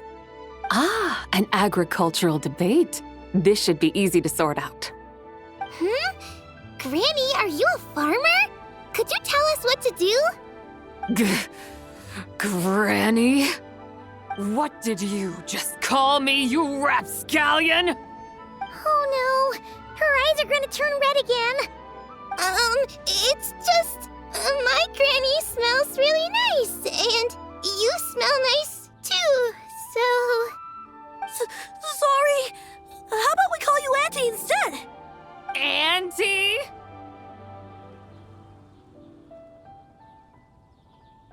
Oh, all right. Big Sis Zibai, can you help us decide whether we should grow cucumbers or canolas in our field? You little rascals. Using priceless land like this just for cucumbers and canolas? What a waste of heaven's gifts! Huh? What should we plant instead? With the coming of spring, when all things awaken, the field should be sown with the 5 grains. What are those? The 5 grains are life's staples, the heart of the people's table. I notice the people here mostly eat rice, so that is where you should begin. Based on the local climate and soil, seedlings planted in mid to late spring should produce mature grain within 2 or 3 months. When autumn comes, you can plant a second crop, with time still to harvest it before the first frost. The rice you harvest can be sold at market or kept in your stores. It's a far better choice than cucumbers or canolas. Oh, but Big Sister Zibai, I like canolas. That's no issue. It is unsuitable for continuous cropping in any case. You can rotate it with rice to maximize your yields. After the second rice harvest, around wintertime will be the perfect opportunity to sow their seeds. And when they mature in mid to late spring, you shall be just in time to sow the first rice crop of the year in turn. This way, your field will sustain balance, rice and canola in a harmonious cycle. Wow, that means we'll have crops to harvest all year round. Wait a minute! If rice and canola take up the whole year, what about my cucumbers? A firefly dares rival the brilliance of the moon? In what twisted universe should cucumbers vie for land with rice? Big Sis Zibai, you're going to hurt Lil Lee's feelings. Auntie hates cucumbers.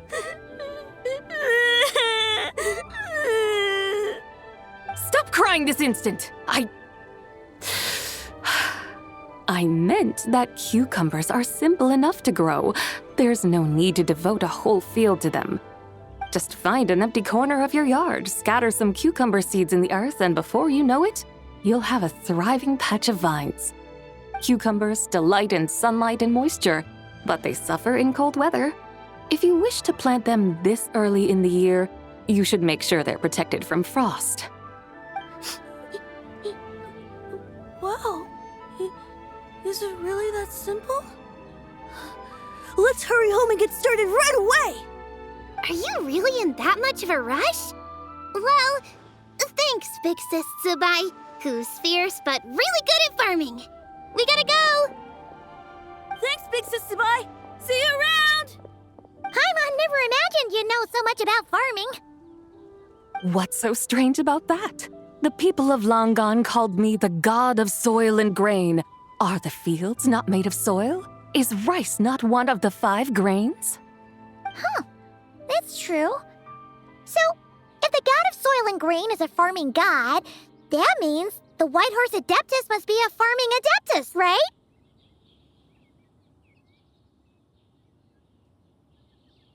Of course, the god of farming nothing is down to earth. Mind your tongue, impertinent child. How dare you diminish the lofty bearing of an Adeptus? Hey! You're the one who said the god of soil and grain is all about farming. Enough! It's time for us to take to the skies once more. Join me now. Witness the majesty of mountain, water, and field, and broaden your horizons.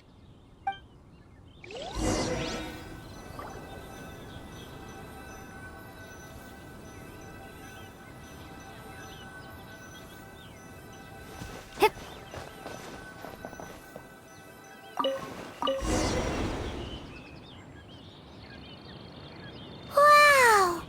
The terraces look so pretty from up here. The mountains tower like pagodas, the hills coiling at their feet like shells. Layers built upon layers, rising and falling in harmony. A truly unique and mesmerizing sight. Thinking about it, you have a special connection to this place, you know. A special connection? Yeah! There's a local legend about a white horse leaping from a pure spring to follow Rex Lapis into battle. Don't you remember? You must have been living in seclusion around here.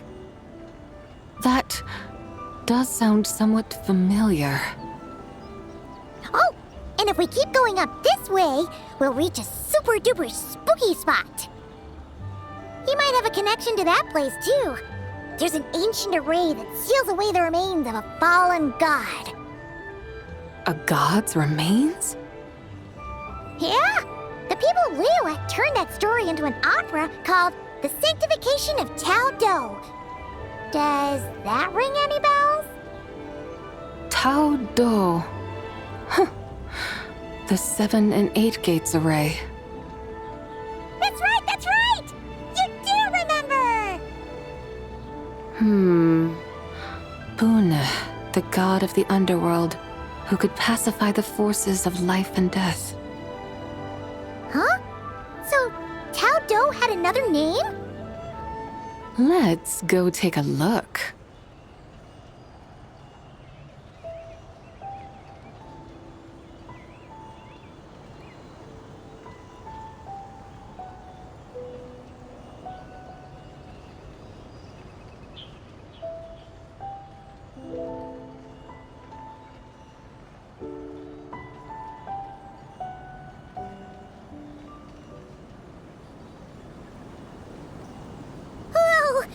We've arrived at Wulwang Hill.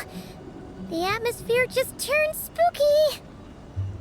I can't help but feel there's something strange about this friend you haven't seen in ages. Huh? Paimon thought she heard someone's voice. Let's head down and check it out.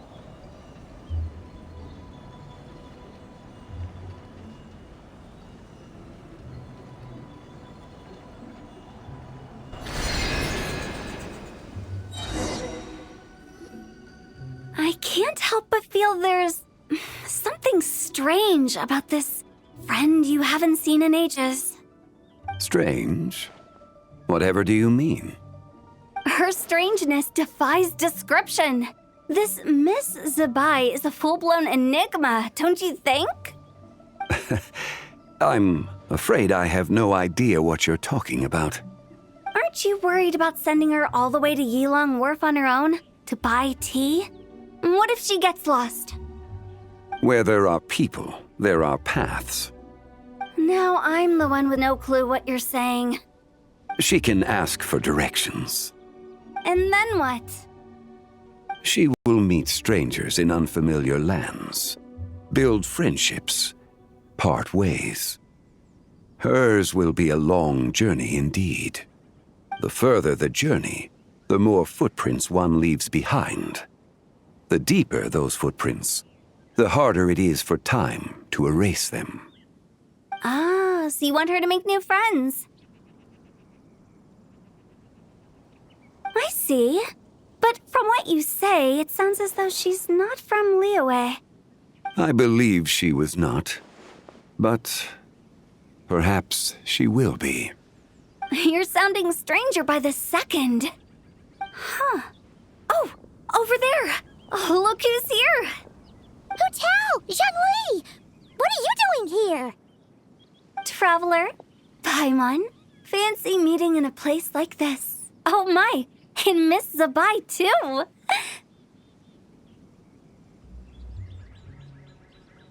Sounds like fate to me. We were taking Zibai to buy some tea from Yulong Wharf. Zhongli sent her there, though she didn't even know the way, and... Oh, drat! We forgot the tea! Oh, Paimon knew we were forgetting something!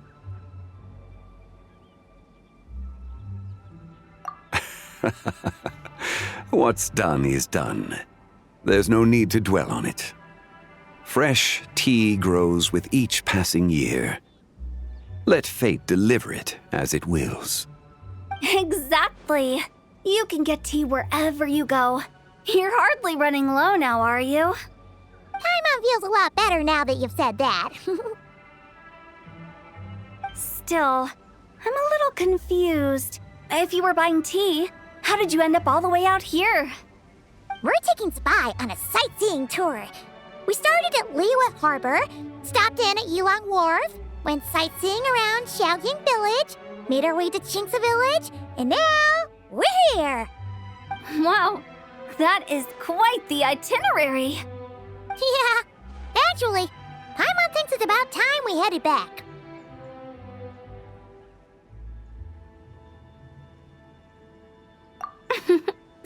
I'm here to pay my respects to my ancestors. My dear consultant kindly agreed to join me. It is Lantern Rite, after all. Adepti and ancestors should be venerated alike. Ancestors? Wait, could you be? Are you heir to the Wuwang kid? Or perhaps the lone butterfly of the Crimson Flame? Whoa! Have you got all your memories back? Huh? Miss Zibai, you know about the Wangsheng funeral parlor and the 8 adepts?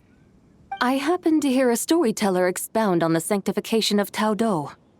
Lots of people know that story, sure, but very few can discern my family lineage from just a glance. Well, Zhongli, your friend here really is quite something. Unfortunately, there's no time to dally right now. We have a hill to climb.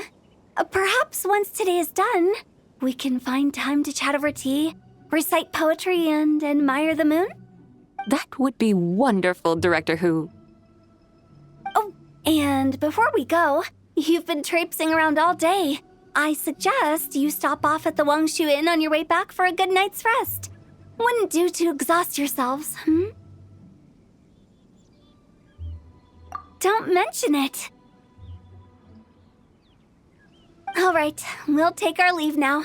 See you later. Hu Tao's so thoughtful.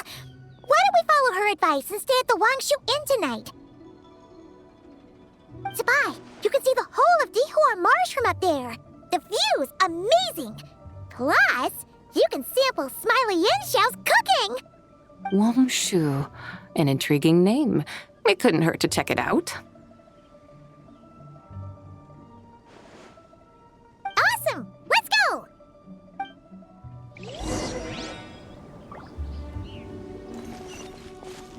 Da-da-da!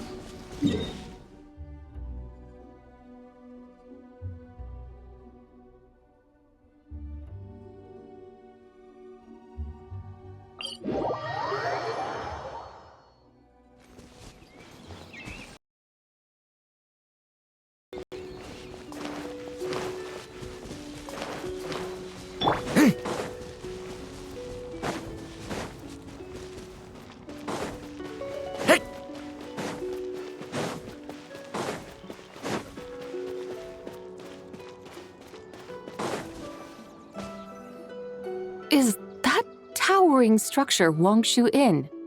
Sure is. We can take the lift up from over there. Always walking the path long trodden. Does retracing others' footsteps not tire you? Come on, get in. We'll fly to the top.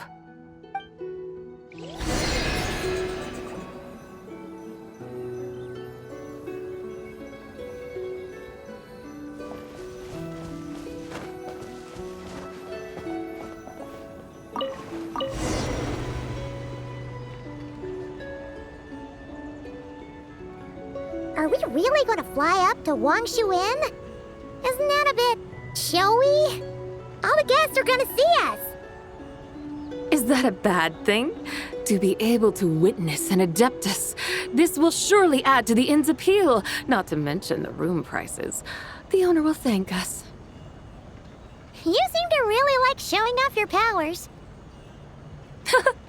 This inn's architecture is incredible, and the surrounding countryside radiates a picturesque charm.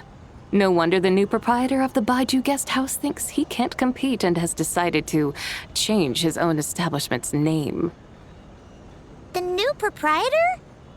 Ah, you mean Lu Shengsheng's dad. So you know about that too. Personally, Paimon thinks it should go with something like Rex's Rest. That's a contender's name if Paimon's ever heard one. A fitting name indeed. So you think the guest house should change its name too? Paimon kinda thought you'd say something like, such sacrosanct traditions must never change. Time flows ever onward. Why should the rules of yesterday be carried forward into the world of tomorrow? The people of today should determine what is to be kept. Huh. You're not as old-fashioned and stuffy as Paimon thought. The years ebb and flow, seas recede to reveal fields. In the vastness of time, I am but a wild horse in a boundless sea of dust. Even Rex Lapis, having waded through the waters of the river of time, is not quite the same as before. Zhongli? What was he like before? That is another story for another time.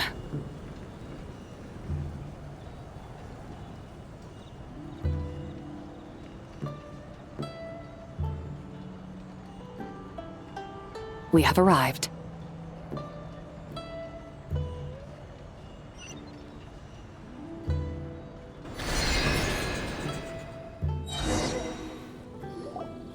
Whew. This is the first time Paimon's ever flown up to Wangshu Inn on a chariot. Everything's so different when you're up high. Wangshu. Like moon lanterns and shadow lanterns. Might it all be a coincidence? What's a coincidence? Do you not know what Wangshu means?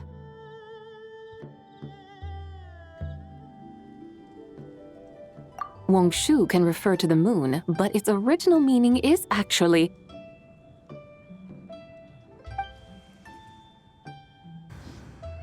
the goddess who rides the bright moon's chariot. And you must be the conqueror of demons. Xiao! Paimon was wondering if we'd disturbed you by flying down from the sky. Not at all. I sensed an unusual presence long before you arrived, though I didn't expect it to be you in a flying chariot. Ah, a witness at last. I was starting to think we should fly a bit lower. 'Twould be awfully dull if no one ends up marveling at my lofty bearing. No need. This is already showy enough. I'm not one to do good from the shadows, as Rex Lapis is wont to do. Then you must be... Nay, I'm only cosplaying as the White Horse Adeptus, in truth. Cosplaying? What's that? Ugh, ignore her nonsense. She's the genuine article, the one and only, completely authentic White Horse Adeptus. It's just... Xiao, did Zhongli see anything about her being a teensy bit... not quite right? Mental instability, perhaps? Did Zhongli tell you that? No, this is my own speculation. Oh, you pretty much hit the nail on the head. It's like her brain's filled with a bunch of slimes right now. All gloopy and messy. There's a hot-tempered pyro slime, a math-obsessed hydro slime, and a mischievous little animo slime. But don't tell her Paimon said that, or she'll come and tell us all off. You white-haired rascal! Do you think I can't hear you? for it now. White Horse Adeptus. You must be weary from your journey. Why not take a rest? Oh, yes, yes, yes! You must be hungry, right, Zibai? How about we get some food? Oh, the chef here is incredible!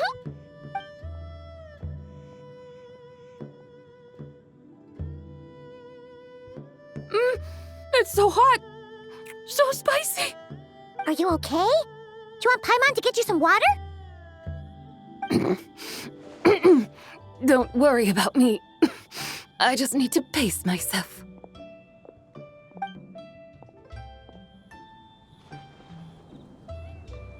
So, regarding your friend and her condition, does even the Lord of Geo have no solution? Zhangli said we should wait and she'll get better on her own. But who knows how long that's gonna take.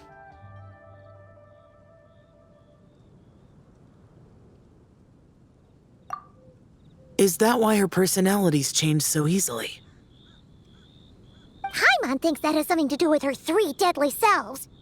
Zhangli told us that the deadly selves are impure, affecting living things that get too close. The White Horse Adeptus's remnant spirit was attached to the deadly selves for a long time. It makes sense that her temperament and memories would have been influenced by them. But Paimon still doesn't really understand what the 3 deadly selves actually are.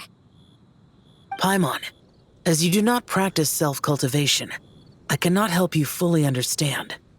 But you can think of them simply as emotions and desires. The act of severing the 3 deadly selves is a means of exercising wicked desires and cultivating one's true self. I believe other nations have similar practices. In Sumeru, it is known as shattering Atmagraha.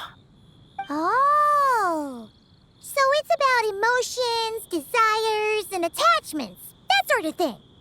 It includes those. I wonder, does she still remember what happened in the past? Some of it, but right now, it's like she was suddenly awakened. Like she's still half dreaming. The half that's still dreaming might remember things, but the half that's awake doesn't quite get it. Conqueror of demons, are you looking to learn about Rex Lapis's past from me? You are an old friend of his, so please, call me by my name. But Conqueror of Demons sounds so much more imposing.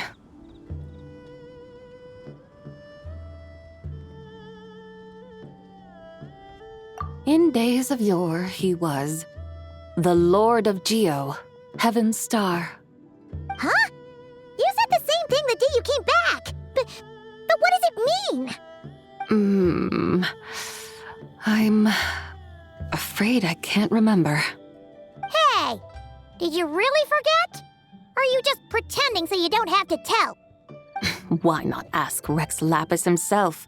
Whether I've forgotten might be up for debate, but I am certain he remembers.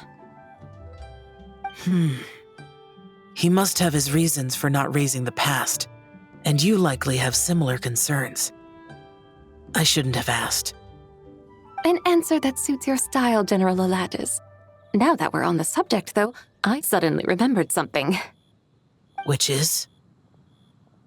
In the distant past, there was a feast, which I attended. I faintly recall the Lord of Geo also being present that day. Oh, and then? What happened? Among the dishes served, there was one that could be found in every household throughout Langan at the start of spring, a dish called Flavor of Spring. I suddenly remembered the recipe for this dish. Is that it? Yes! Since it's Lantern Rite here in Liyue, why don't I make some for you to try? That sounds good.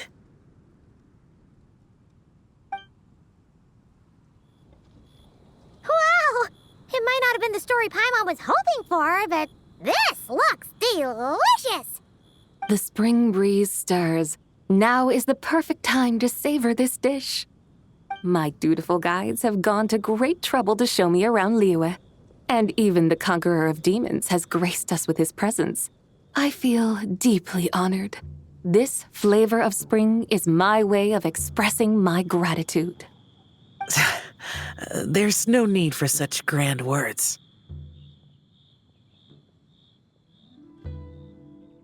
What's this? Hey! It's that broken jade token from the antiques exhibition!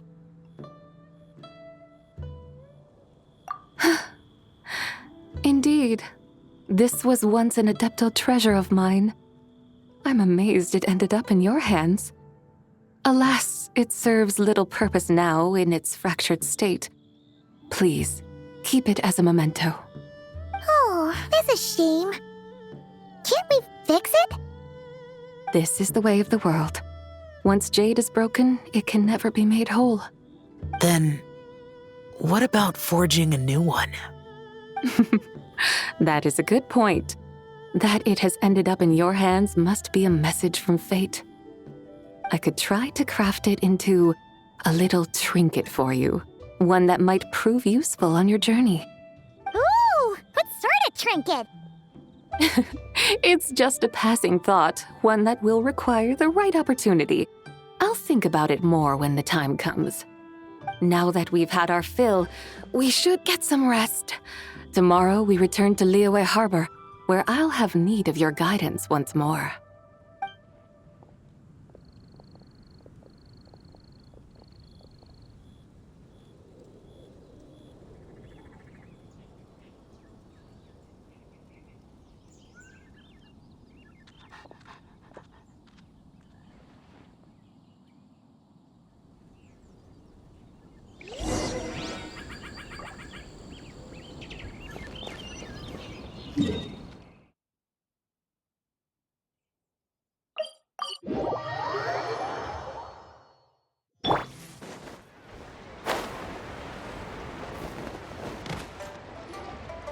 Chi-Chi, the Lantern Rite is almost over. Do you remember how to make a Shao lantern? Morning, split bamboo, traveler, and get silk, make Paimon. You've got it all mixed up again. They're here again. Yow! Looking good in that new outfit, huh? Hey, it's Paimon! Dr. Baiju gave this to me as a gift. How does it suit me?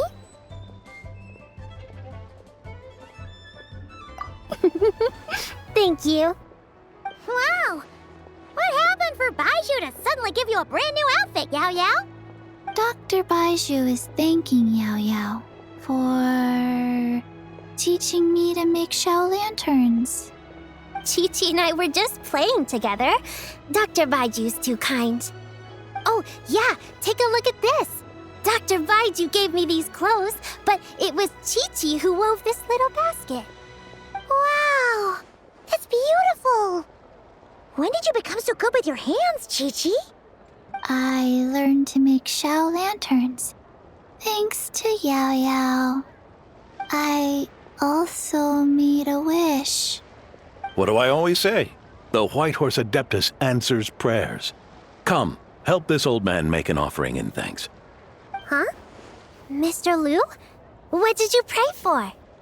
For my idiot son to finally come to his senses and not change Baiju Guest House's name, which he has. Huh? He's keeping the old name? Listen to this. My granddaughter planted a tea seedling in our village just a few days ago. She made a prayer to the White Horse Adeptus to help it grow. Overnight, her seedling flourished into a mature tea tree. Oh, that sure does sound like a miracle. Could the White Horse Adeptus really have helped it grow? Of course she did. Oh, White Horse Adeptus, how blessed is our family over whom you keep watch.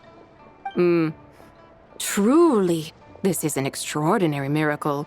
You must record it in your family history without delay. Of course. Huh? Is that you, Miss Zibai?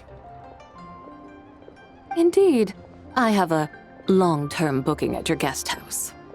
Yes, I recall. Mr. Zhongli said to charge your expenses to the Wangsheng funeral parlor, if I remember correctly. That Zhongli. Always making trouble for poor Hu Tao.